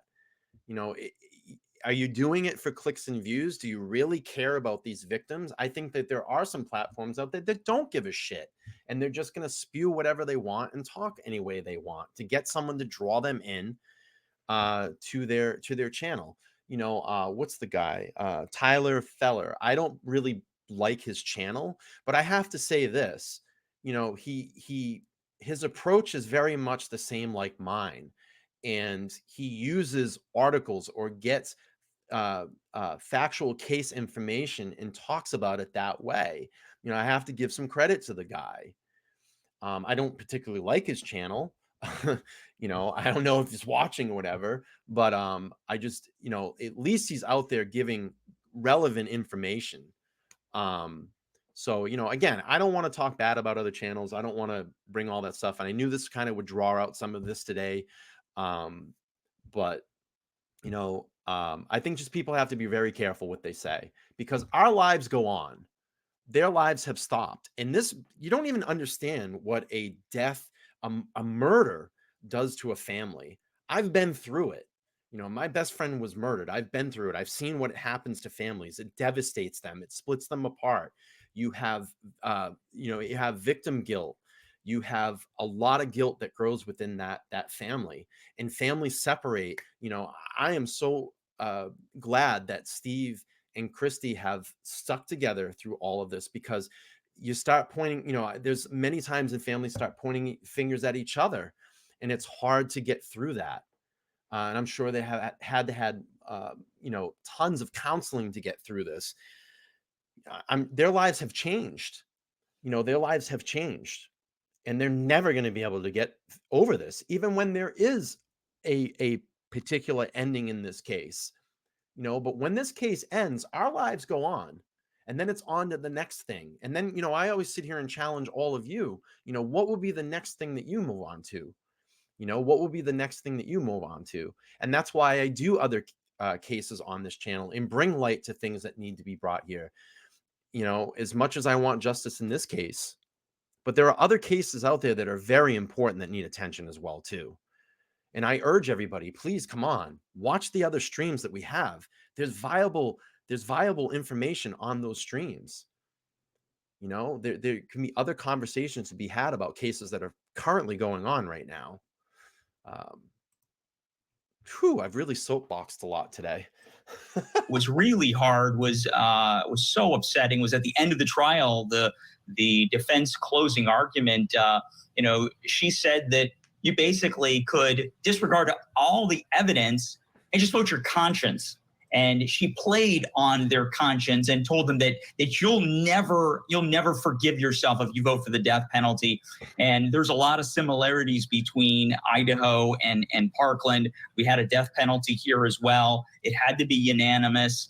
And, it just takes one. It just takes one juror to vote for life. So they're going to throw everything. The defense will throw everything, the kitchen sink, to the jury to try to get, just one sympathy vote.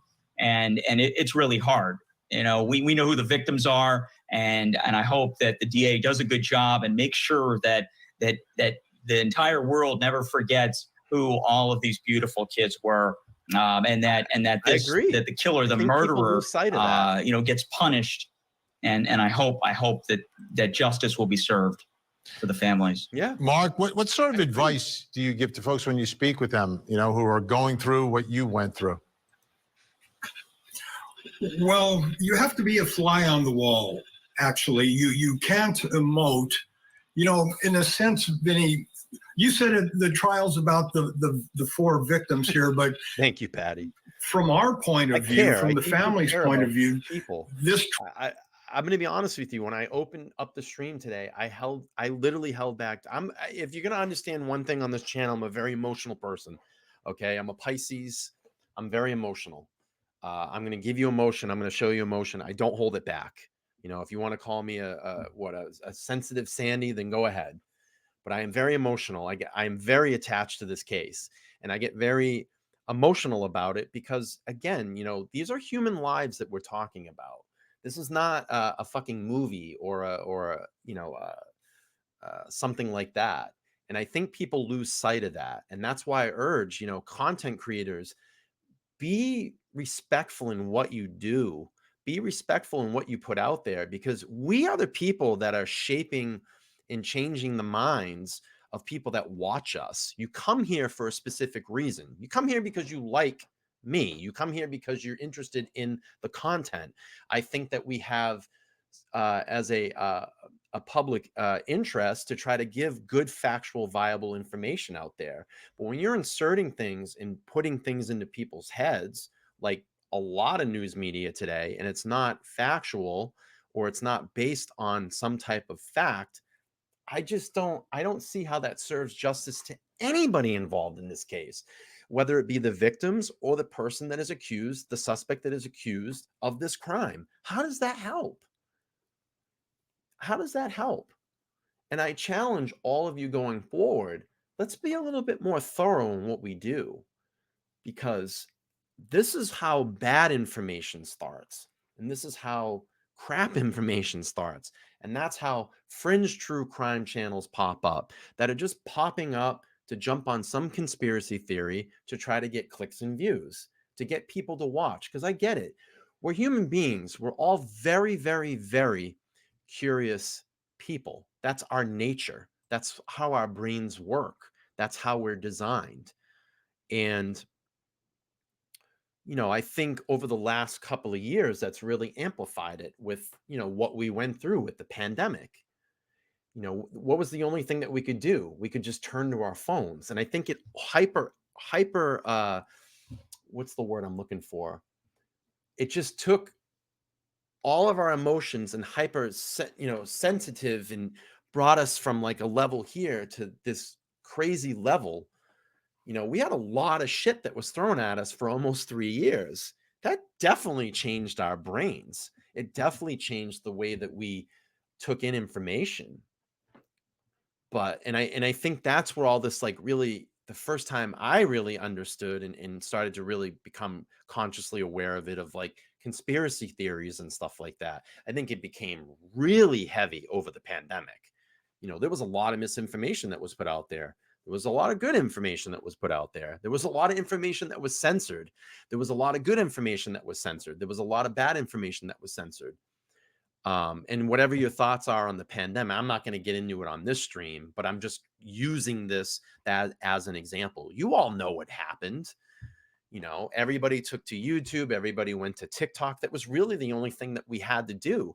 So we got this moment in life to pause like we've never paused before. And our brains started to change and develop and took us to this other level of consciousness.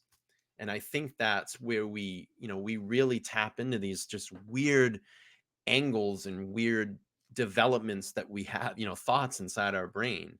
And it may translate into things like this. You know, this is a big deal. A lot of people are very invested in this case. You know, and I'll kind of come around and I'll stop talking here and go back to the video. But I just don't think it serves anything good to interject, crap, So anyway, let me thank Henry Dogs has become a new YouTube member of the channel, support of the channel. Thank you so much.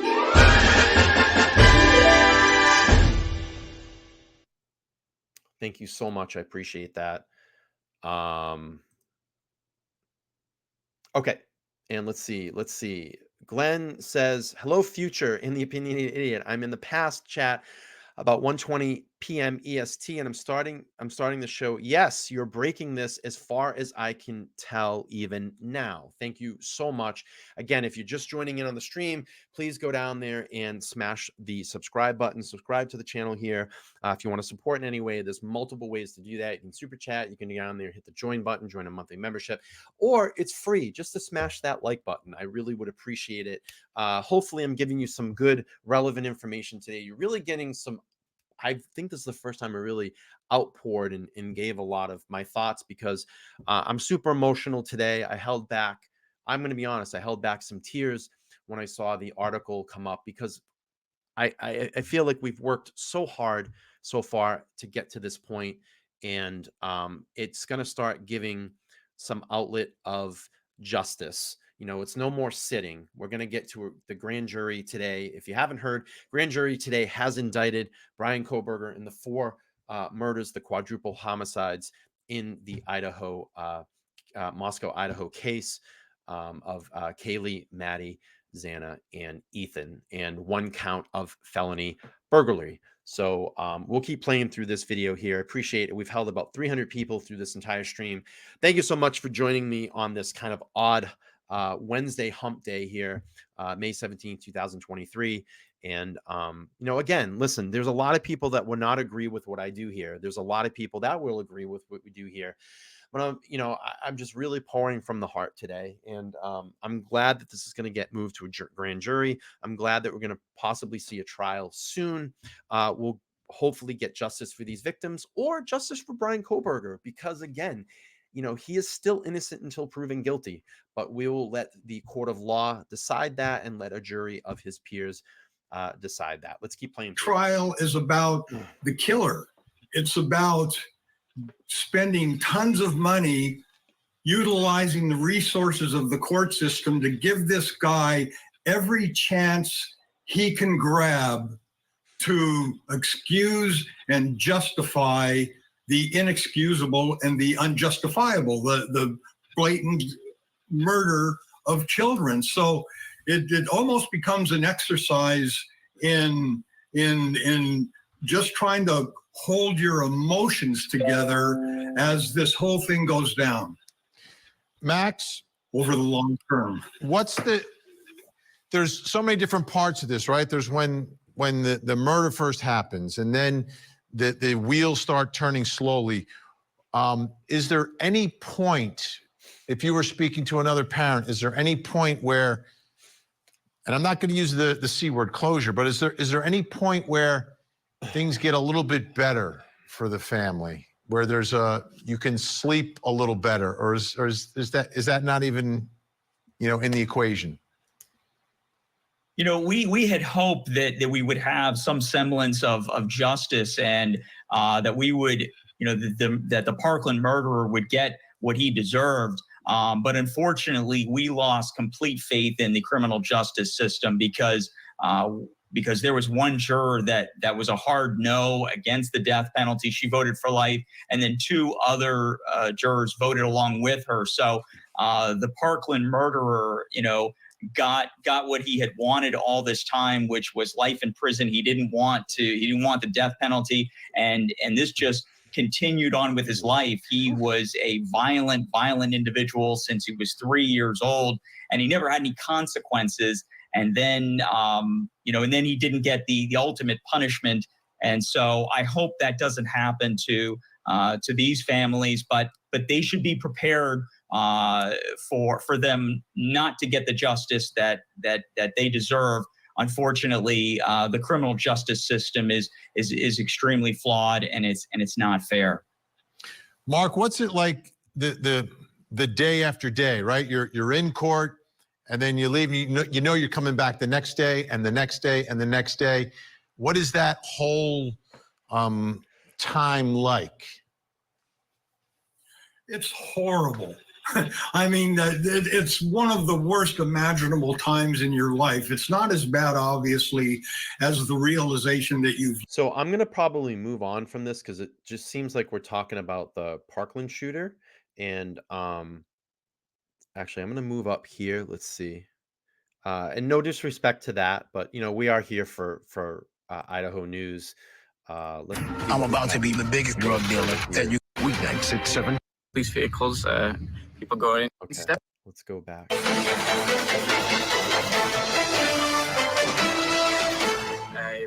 I got a text from my mom, and she said, "Hey, you're in Steptoe Apartments. Look outside your door."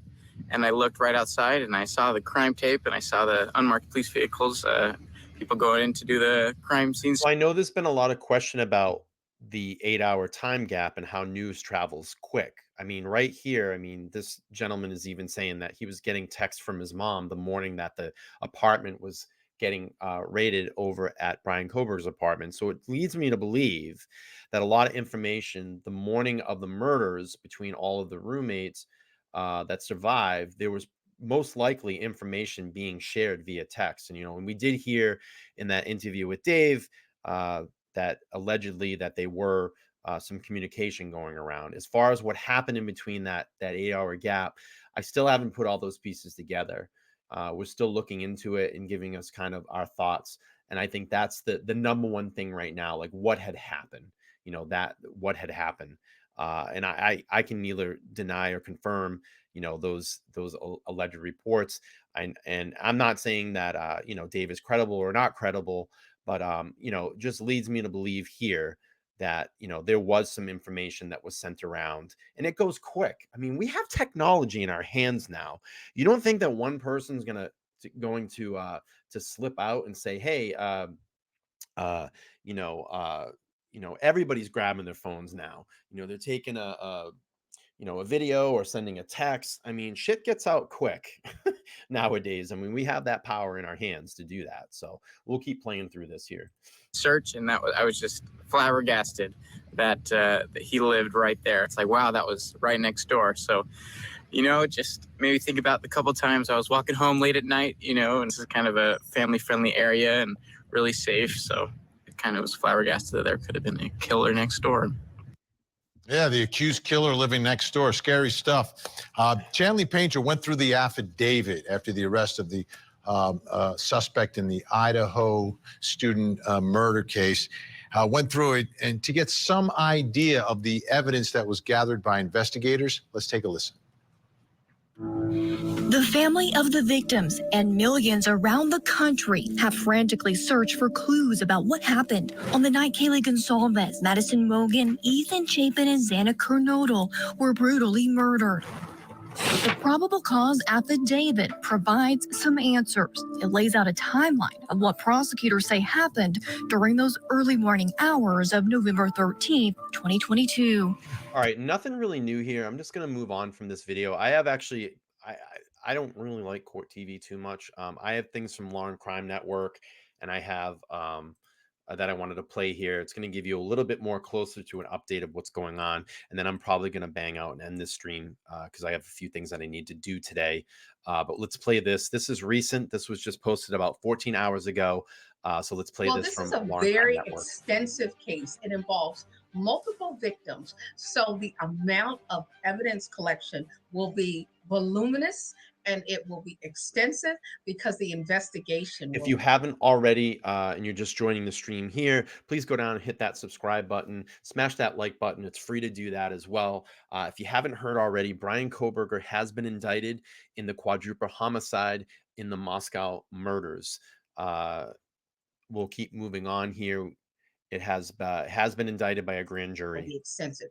Bryan Kohberger's defense team is bombarded with thousands of pieces of evidence just 6 weeks before he's due back in court for a preliminary Thank you, hearing. Candy. Appreciate you. It's the first time the accused murderer will appear in court since early January. Count 2 alleges that you committed the felony offense of murder in the first degree. Thank you so much. It alleges Henry, that I the appreciate defendant, you. Bryan C. Kohberger, on or about November 13th, 2022, in Latah County, state of Idaho, did willfully, unlawfully, deliberately, with premeditation, and with malice aforethought, kill and murder Madison Mogen, a human being, by stabbing Madison Mogen, from which she died. Thank you so On much November for 13th your of last year, PayPal. I 4 appreciate University that. of Idaho students You were guys found want to stabbed to contribute to the death in stream, their you can. off-campus There's home. multiple ways to do that. You can go down there, hit the join button. My monthly memberships are only $1.99. They started $1.99. That'll get you into the Discord group where we have all our back room chatter. It's a very nice group. It's very respectful. There's a lot of people in there that don't agree with me, which I think is great. They bring a different, interesting angle to our conversations, and we're very, very respectful. And I will update the Discord link when I get off of the live here in a little bit. You can just go onto my community tab and see that. I'm on Twitter. You can connect with me there. And I'm also have Facebook as well. All my links will be posted after this. You can always super chat, or just any way that you want to contribute is fine. It's completely up to you. I don't beg for money, so For any way weeks, that you want to police in do it, it's Moscow, fine. If Idaho, not, kept it's tight-lipped fine about too. the case, I'm glad that people releasing are interested few here. details, with the exception of a vehicle of interest, a white Hyundai Elantra. We are confident that the occupant or occupants of that vehicle have information that's critical to this investigation. Officials later connected that vehicle to Kohberger, who at the time of the murders was studying at Washington State University, only about 10 minutes from the University of Idaho. Finds probable cause, you would be bound over to district court. And at that time, you can enter a plea of not guilty, and you can have a jury trial set within 6 months of your appearance in district court. Kohberger was arrested in late December at his parents' home in Pennsylvania. Investigators used trash recovered from his family home to link Kohberger to DNA recovered on a knife sheath found at the crime scene. At a press conference post-arrest, Pennsylvania authorities touched on what evidence was recovered at his parents' home. You have the right to the presumption of innocence. A $4.99 that super means the chat state bears a from burden to prove that Tsunami. you are guilty of this offense. After a Support those court who appearance don't in ask Monroe County, for Pennsylvania support. in Thank you early so much, January, Tsunami. I appreciate Kohberger that. was I try to extradited keep- back to Idaho. I try to keep that on the low key. I get it. There's a lot of people on here that kind of, beg for money. It's just not really my style. I might shout it out once or twice during the stream, and people can choose to do what they want. They're smart. They know how to contribute if they want to do that. But the most important thing is that we have eyeballs on this case, and we're giving good, relevant information and getting that sub count up. I just want to get this channel as big as it can grow. We're very close to 5,000 subs. I just did an update here. I just flipped my update here. I'm at 4810. I'm really tasting that 5,000. Once we get to that 5,000, we'll do a 5,000 celebration stream for all of you. I would have never imagined that in like almost 2.5 months, my channel's close to 5,000 subs. So, again, this channel goes because of the people that come here. You all are the ones that come in and take time out of your day, an hour or 2, or maybe 3 hours a day when I go live to come hang out and really support me over here and just help grow this channel. That's the most important thing, is just growing this channel. So thank you. I appreciate you, man. I appreciate that. Idaho. Since then, he's been held in the Latah County, Idaho jail, about 1 mile from the crime scene. His defense now receiving a plethora of evidence from the prosecution ahead of his coming court date. Not only will they have to $4.99 super the sticker totality from of Danielle. Thank you, Danielle. I appreciate you. You're always in the chat. You've always been a huge supporter of the channel. You've been here from day one, one of the first ones. So I appreciate that, and appreciate you hanging out. I mean, you're here almost in all of the lives. Believe me, I recognize the names. I know the names. I see the names. It's really nice to just to build this community. And AZ, another one that's just been here from day one and has said, it's a $10 super chat, says what Tsunami said, and I'll raise. That's very kind to you. Very, very nice. And AZ has been here, one of the first ones from day one. I mean, I can remember, 2.5, 3 months ago, I literally would go live and there would be like 5 people watching. But I knew with the consistency, giving good, relevant information, building this community, that things would get better here, and they do. It just takes time and progress. YouTube is not an overnight game. I've had this channel up for 3 years. I've changed content on this channel many of times, and I finally feel like I'm in my niche, in my place in life where I need to be an advocate for true crime, and be an advocate for victims, and just keep giving good, relevant information. If you're first here on my channel today, look, I'm in my bedroom right now. It's a beautiful spring day, but I choose to be in here with all of you to do this, to break this news.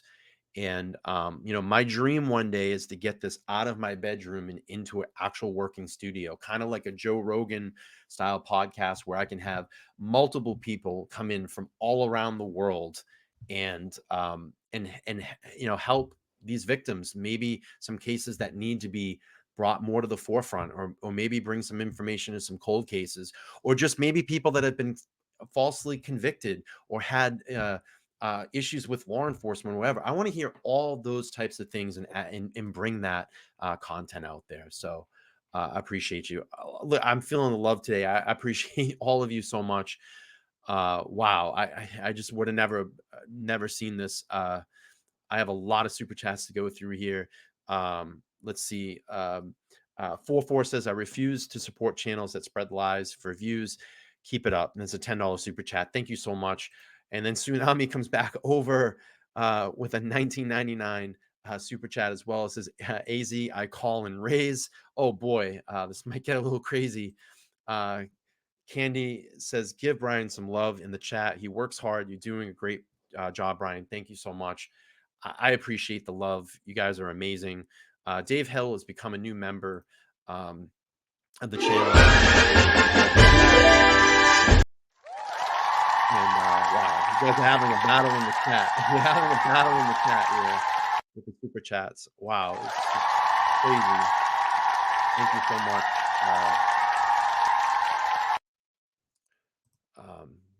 I'm speechless. I really am speechless. Let's see. We got a $20 super chat from AZ. It says, show him Tsunami. So these guys they're battling it out here. I appreciate that. Cranky has gifted a membership. We had a lot of new members. Candy has gifted a membership. You guys are amazing, and you really support and help this community. I would have never thought. I would have never thought. Gianna with a $5 super chat says, keep up the work, Bryan. Thank you so much. I appreciate the support. It's really kind of all you guys today to do that. And hopefully, the content I brought today can give you all some give you all some things to think about. Listen, I know I went through a lot of things today. I tend to stay away from talking about other channels because it's just not my style. But we need to, going forward, and I challenge all of the other channels out there. I'm going to challenge all of you. Let's give good, relevant content from now on. Let's settle down on the conspiracy theories. Let's let this get into court and see what has to offer with the evidence, and sort through this in the right way. Let's give justice to these victims. And again, Bryan Kohberger is not guilty right now. He is an innocent. He's a suspect. He's being held as the alleged suspect in this crime, and he's innocent until proven guilty. And he will be given his date in court. I got a $2 super chat from Dave Hill. Thank you so much. Cranky using the $2 the 2 month. He's been a 2-month member here. Says, just keeping it real. Thank you so much. I appreciate that. There's a lot of loves in the chat right now. You're a wonderful advocate for true crime victims. Love your heart and pure, and you are you're very rare. Again, I'm not the best true crimer. I might not be the best live streamer. I just try to get this information out there and let you all sort through it. Kelly says, I love this channel. Truth, facts, smile, and love that I can feel it. Thank you. I appreciate it. Yeah, let's get to 5K today. I'm hoping we get to 5K. We can do a celebration for 5K. I appreciate it. We're at 48:15 right now. Let's finish up this video here. The crime and provide that information, but they will also have to investigate each victim individually, along with each defendant. You know, Candy says, saying that I see in Wednesdays, you normally don't go live. I'm sure you're glad you did. I'm glad that I did to get this information out. That's all I really care about. I just want to get this information out and get good, relevant information out there before things start to get twisty and fly on YouTube. Because I know that's probably going to happen later on. But I'm sure there are other channels out there that will do, that will give, you know, some great content. Things I'm trying to work on is the ahs in between when I talk. So I'm trying to become a little bit better of a public speaker. And I just did an but I'm trying to get a little better at that. But again, you know, I just want to get on today and give some breaking news and some good relevant information and content today. I'm just trying to think of what I was going to say, and I just totally forgot. But we'll finish this up. Everyone that they interviewed. So everything. Oh, I know what I was going to say. So over the next couple of weeks, I'm facing some challenges at work. I know down there I have live shows Sunday, Tuesday, Thursday, Saturday, 8:30 p.m. My streams are probably going to change for a little while. I may be doing some daytime streams in between days that I have off, or I may, you know, just stick to whatever time I can get at night. So I might have some later streams. I'm going to try to be very respectful to, you know, the channels that I align myself with and try not to stream over them as best as I can. But, you know, we'll fit it in somewhere. We'll fit it in, and I'll do some housekeeping announcements here. I do want to let you all know this. I think I have a theory of what I'm going to do on my replays. So replays, when I download them and re-upload them, I'm going to probably replay those on nights that I'm not streaming. So I will replay it at like 8:30 p.m. Eastern Standard Time on the nights that I'm not like streaming live. So you're going to get a repeat show, but at least gives you an opportunity to go back and watch it. So I know if you go in there and you go, why is he not chatting? Why is he saying the date is different? It's going to say on the thumbnail and in the title that it is a replay. So that just, if anybody missed that stream, I can I'm going to re-upload it so you all can watch and go over and hang out. So, and I may pop in just in those chats and hang out if I have time. So Lo says, I love the compassion on this channel. Outstanding. Thank you so much. Candy said something very nice up here. She said, oh, stop it. Don't be so hard on yourself. You might have a Boston accent, but my Jersey accent gets pointed out every day and I hate it. Thank you. Jen DC says, you guys haven't heard my Frenchy Quebec accent yet. Yeah. Oh, you forget about it. Forget about it. Susan says you're doing a great job. Thank you so much. Tsunami says, Brian, you need to get that Napoleon Dynamite Idiot sound clip. Yeah, I got to work on getting some new sounds. Henry Dog just sent another PayPal. Thank you for the support, Henry Dog. I appreciate you. Sandra says, I love it when your Boston accent comes out. I'm from North Boston. Oh, hey, Sandra. All right. You still in the Boston area? That's that'd be cool if you were. Yeah, I'm very close to Boston. I'm not far away. I'm very close to the stadium, actually. And I would say don't go anywhere. If you live in the Boston area, in around the Boston area, stay away from Gillette Stadium over the next 3 days over this weekend, because Taylor Swift is in town and it's going to be fucking bedlam over there to try to get around anywhere. But let's play this through. I'm going to do another probably 10 minutes here and then wrap this up. I do have, unfortunately, some things to go through to do in my personal life, but I'm sure there's going to be multiple channels streaming tonight on their platforms. I'm sure you find some good relevant content, and if you're on the replay crew, I appreciate it. And compacted. Thank you for coming here today. But it is a lot of evidence, and 10,000 is actually 5K by this weekend. A lot, but not 5K. Law enforcement instructor Sonny Slaughter tells Law and Crime Network the amount of evidence Kohberger's defense recently received may seem like a lot, but it's relatively normal. Bing, bing, After bong, multiple bong, motions bing, bing. by the defense, the prosecution handed over 10,000 pages Where's of everybody reports from? and other Post it in written the chat. material, more than 10,000 photographs, Where's everybody from? 9,200 tips, and 51 terabytes of audio and video. when you think about the evidence, so they're looking at the Yeah, crime 20 scene more super and they have chats. all of the photos from the crime scene. So in I can the quit my crime scene job. tech is taking a lot of photos. That's my And then dream. You know, my dream is to build this platform one day that I never have to go work for a corporate company ever again. That is my dream. That's what I want to do. And I'm hoping by next year I can sustain enough here on YouTube and drop down to a part-time job. And then eventually, when this gets big enough, that I can drop off and have this become my career. Because this is really what I want to do. I really am very passionate about this and I want to do it, but it's going to take time. It doesn't happen overnight. And who knows? And if it doesn't work, it's okay, because it's a section and it's a period in our lives together that we spent time together, and we brought some awareness to what's going on, and we got some really good viable content out there for people to look at. Wow, really? Wow, look at this. South Africa watching today. Let's go up and check this out real quick before we finish up the stream. We got Michigan, we got neighbors, Indiana, Pennsylvania, Quebec, we got California, Louisiana, Wisconsin, Mississippi, Cape May, New Jersey, New Jersey, Indiana again, New Jersey, New York, Arizona. Oh no, I'm sorry, AZ. South Africa, my South African friends watching today. Houston, Toronto, New Jersey, Tennessee. What else we got?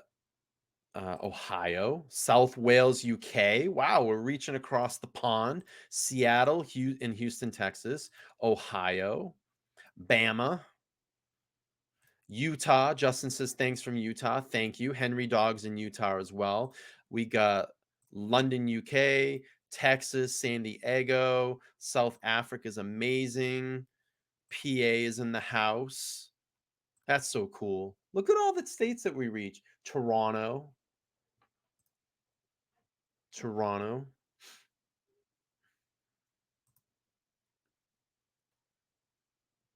I hope, Brenda. She's from Phoenix. Thank you. I hope someday. I hope this gets really big. I want it to blow up. All right, let's keep playing. Cataloging all of that evidence. And then they're having to go one back video. through. There's a huge digital footprint that was used in this case. So they have to go and categorize and review every piece of the digital footprint that they gathered from Bryan's and from each victim and from people that Thank you, Reba. I appreciate you. and from all of the cameras. And there are multiple states and law enforcement agencies, so all of that information is necessary.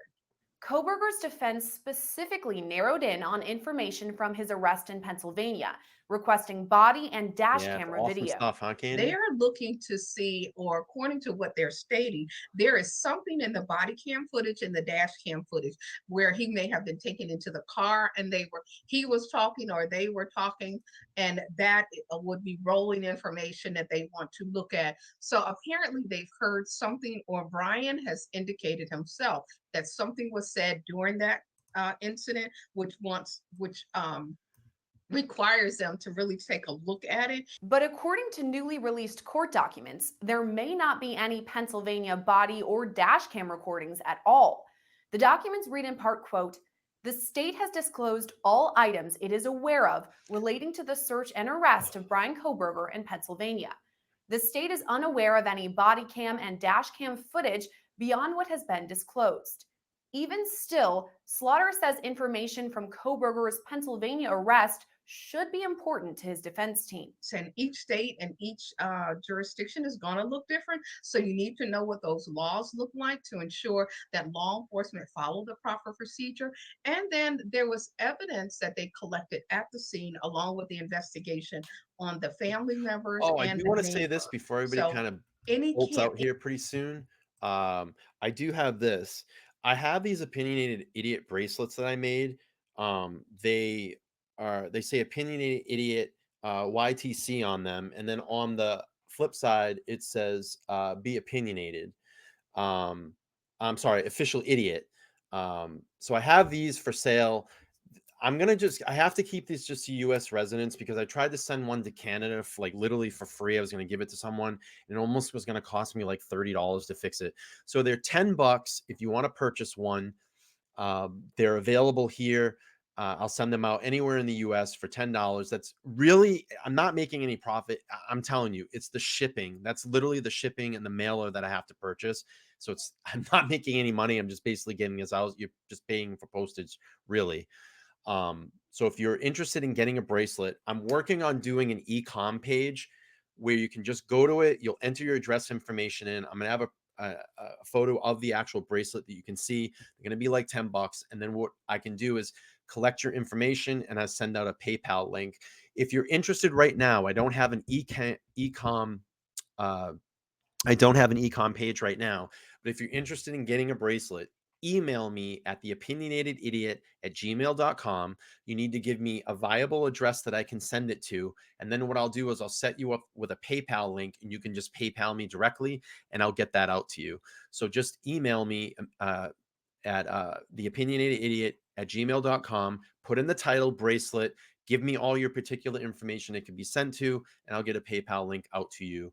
And we can go from there. But I am going to get an actual working like e-com page where it just does it all automatically, takes your order, and then I can just send it. I'll literally be packing them and sending them myself. All right, let's finish up this video, and then I'm going to get out of here. I do have a few things that I need to do. Today. So I appreciate everybody hanging out. Candy says, I can help you with mailing addresses too. I'll look into it this week. All right, awesome, Candy. I appreciate that. Let's finish this up. Any camera footage, any pictures that they were taking, that's really going to be crucial. And because another thing it's that in I'm trying to do as well, and I'm sorry, they really need to stopping this video. I'm trying to get postcards. I would love to get postcards from like around the world or just in the United States. If you want to send me a postcard for where you live, I'm going to post my post office box here in the chat. I would love to get postcards from you guys because I want to eventually, if I ever get a studio, I want to hang them up everywhere in the studio. And I think that would be really cool to do that, to see where all the different people watch from. So my post office box is in the chat. I just dropped it in there. If you want to get a postcard together, send it to me. I would love to get that. So it's going to be the Opinionated Idiot, 11 Robert Toner Boulevard, suite number 5, number 377, and that's in North Attleboro, Massachusetts, 02760. I would love to get a postcard from you guys. to look at the evidence. After Kohberger's arrest, Pennsylvania authorities said they will cooperate with Idaho investigators. I think that would be really cool. To commit Yep, the felony that's what I crime want of to do. murder in violation of Idaho Code 18-1401 and 1403. And it doesn't The cost much maximum to send a penalty for postcard. that So offense, if you send plead me some guilty or postcards. found I'd love to guilty, see it. is not less And do than me a 1 year in favor. prison. Put your chat name on it. Write a little note on there and tell me your chat name. I would love that. And just, the postcards that have your state name on it or whatever, or a state photo. I would love to do that. And just get those and keep them all together. And then maybe I can, someday when I get into an actual working studio, I'm going to put them on the wall with like a world map or something. That would be so cool to do that. Yeah, if you make your own postcards, that's great. Let's see. Candy, let's see, a couple people. They love the postcard idea. I would love that. Please send them. I think it'd be really cool. Because I'm paying a post office box right now and getting no mail. So I would love to get some postcards. Go buy a postcards this week, people. Harlot saying maybe you could offer to mail COD to people in other countries who wouldn't mind paying large shipping fee. Yeah, we'll keep it small scale for now. I'd love to get these out to everybody, but the shipping is just so expensive. I mean, even on a little plastic item like this, it's crazy right now in the US. So we'll figure something out down the road. Even if I have to go to a third-party supplier and drop ship them, I'll figure something out. It's just something down the road to do. And of course, I have merch down there below. I have coffee cups and stuff. I just haven't had, I want to make a good design. I got to get with the designer to come up with a logo. I love the meme cat. I love that logo. Maybe we can, I can morph it and do something else with it, but we'll figure something out. But let's finish this up and then we're going to roll out of here for the day. No more than 10 years in prison and or a $50,000 fine or both. Do you understand? Yes. Count 2 alleges that you committed the felony offense of murder in the first degree. It alleges that the According to Slaughter, that means we could see Pennsylvania authorities testify at Kohberger's preliminary hearing next month or eventual trial. I would expect that to happen because they are the arresting team executing a separate search warrant than what happened at the actual murder scene. So I would suspect that the defense would call those individuals and would question their records, their training records, what they did, how they did it, whether they followed proper procedure. And you're looking at, on the defense side, at the smallest change in normal processes. Slaughter also expects Kohberger's defense team to do their due diligence in investigating first responders.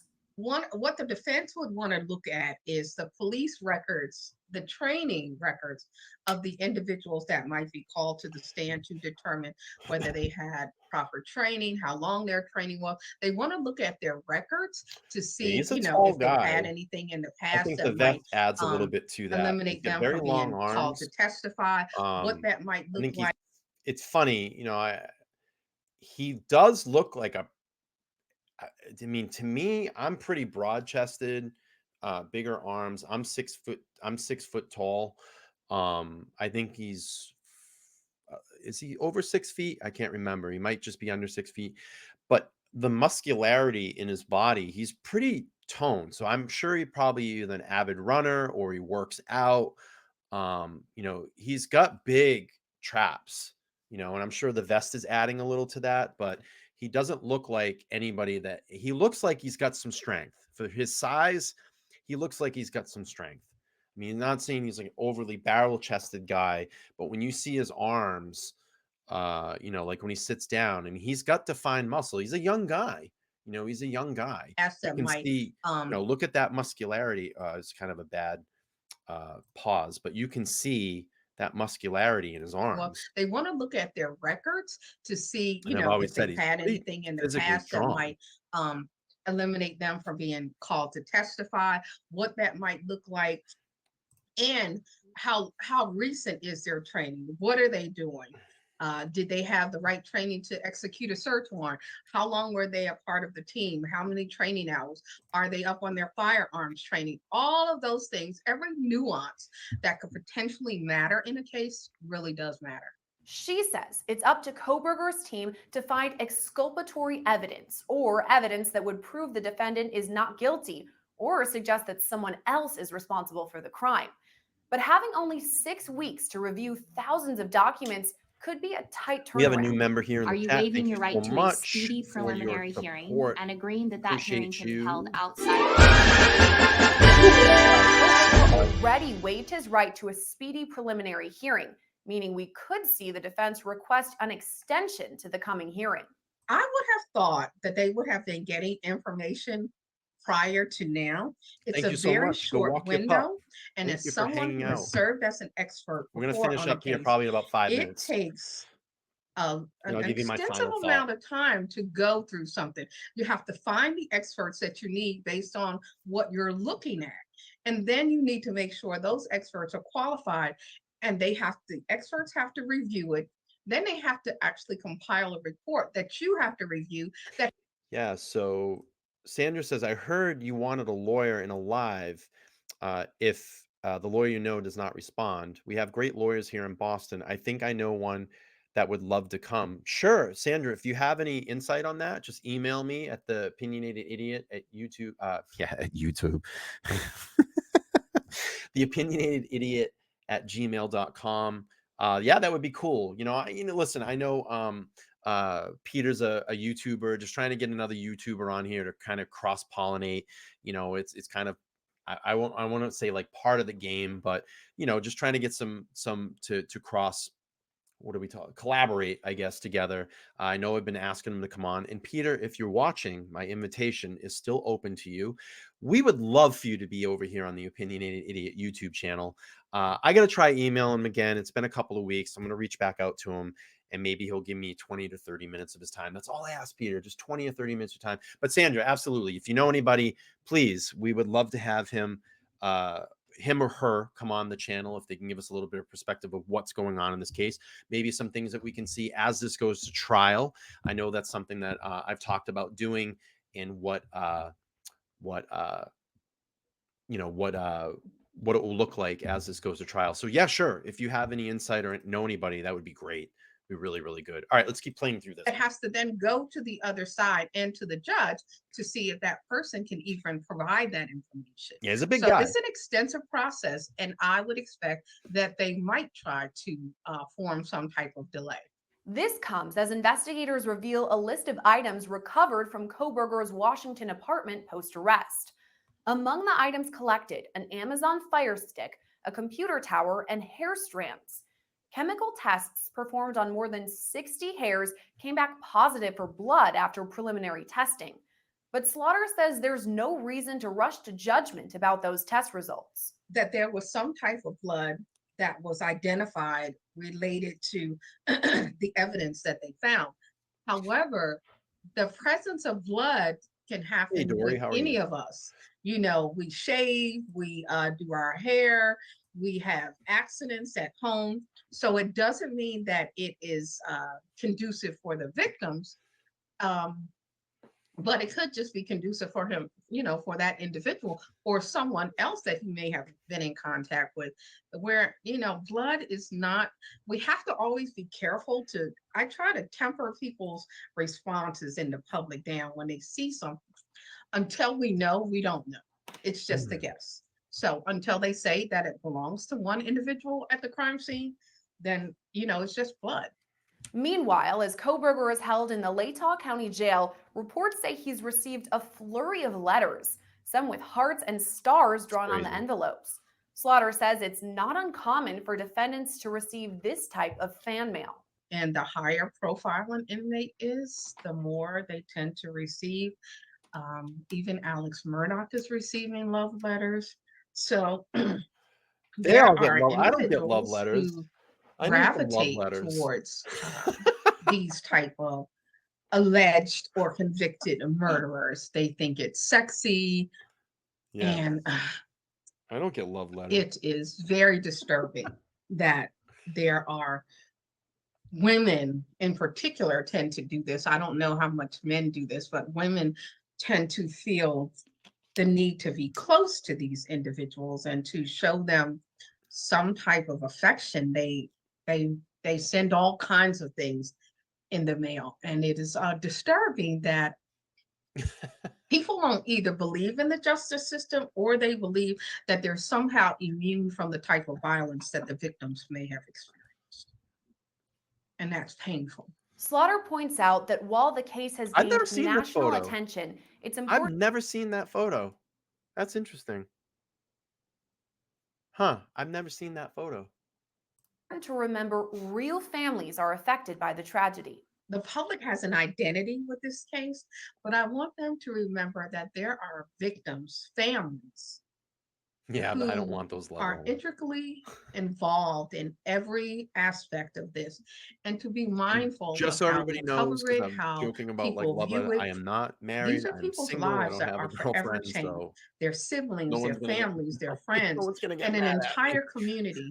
So we should all want justice to prevail more for the victims than for our own gratification and understanding.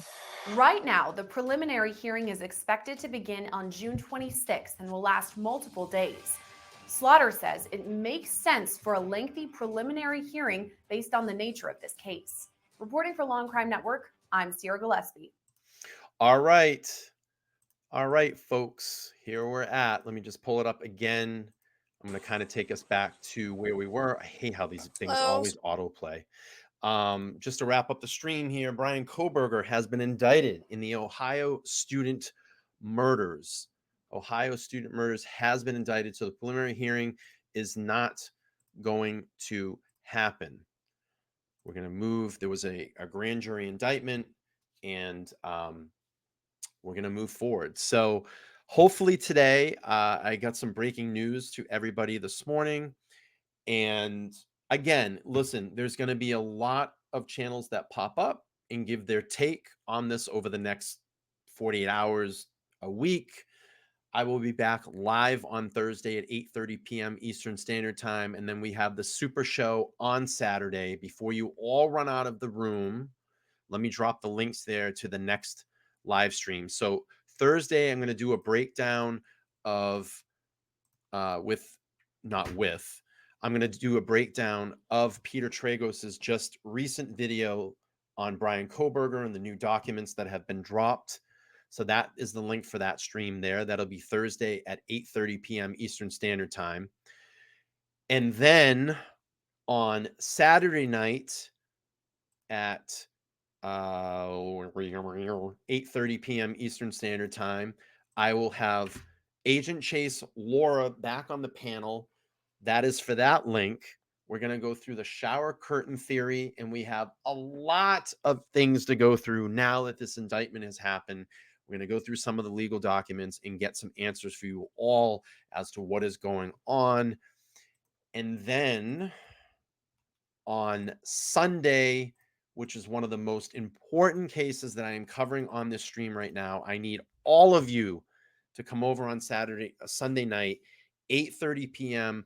It's going to be part 3 of covering the Jesse McFadden case and giving you some updates as to what is happening in that case. That is a very important stream, just as important as Idaho streams. You need to come over and watch those streams. Please, I urge all of you to come over, spend just a little time with us on Sunday and get up to date on that case. Let me leave you with this. We have a long way to go in this case. This case is going to take a while. There's going to be a lot of motions. There's going to be a lot more court documents that drop. Stick to the facts. You're all adults. You can all make determinations and decisions on what you all think in this case, but we're getting progress. We're getting progress in this case, and I'm happy. And I had a lot of emotion going into the stream this afternoon when I started. My heart was pounding when I went live. But I want to appreciate all of you coming over, checking out my channel. Thank you all so much for the donations, the memberships today, the interaction in the chat. We got some really good, clean information out there. We will see what will happen here in the next days, weeks, and months in this trial, but we're moving forward. I'm glad this has gone to a grand jury. We don't have to fuck around anymore. It's going to get to a trial soon, and we'll be able to hear all the facts because that's what we're waiting for right now. If anybody needs to get in contact with me, you can via email at theopinionatedidiot@gmail.com. If you want to support me in any way, all my links will be provided in the comment section as this post. If you're on the Rewind crew, I appreciate all of you coming back and watching this. Let's get this particular stream out in the algorithm. Keep smashing that like button, commenting. Let's get this particular episode out there. Let's get this channel to grow. Let's get this channel to blow up. I'm so close to 5,000 subscribers. I'm going to do a quick sub count check before I get off. We're at 4826. Let's get to 5,000 by Saturday. Let's get this over. We'll do a celebration stream. Let's get this channel by the end of the year to 10,000 subscribers and beyond. I appreciate all of you for hanging in, all my mods on this hump day, Wednesday afternoon. Sort through this information, read some articles. What do you think? Let me know in the comments below when this video posts. Let me know all your thoughts. Are you excited to see this go to the grand jury? Do you think that Bryan Kohberger is not the person involved? Do you think there's a deeper thing going on? Let me all know below. I do appreciate it. I'm going to get out of here. I got a lot of things to do. Thank you all so much. Have a wonderful rest of your day. I'm probably going to do maybe a afternoon stream tomorrow as well. And then I'm going to double up and do a night show as well. So I will post all my markers for those shows. Just make sure to smash the like button, hit your subscribe button, turn all your bell notifications on. You guys are all amazing. I appreciate you all. I will see you next time. I'm the Opinionated Idiot. See you guys. Have a great day.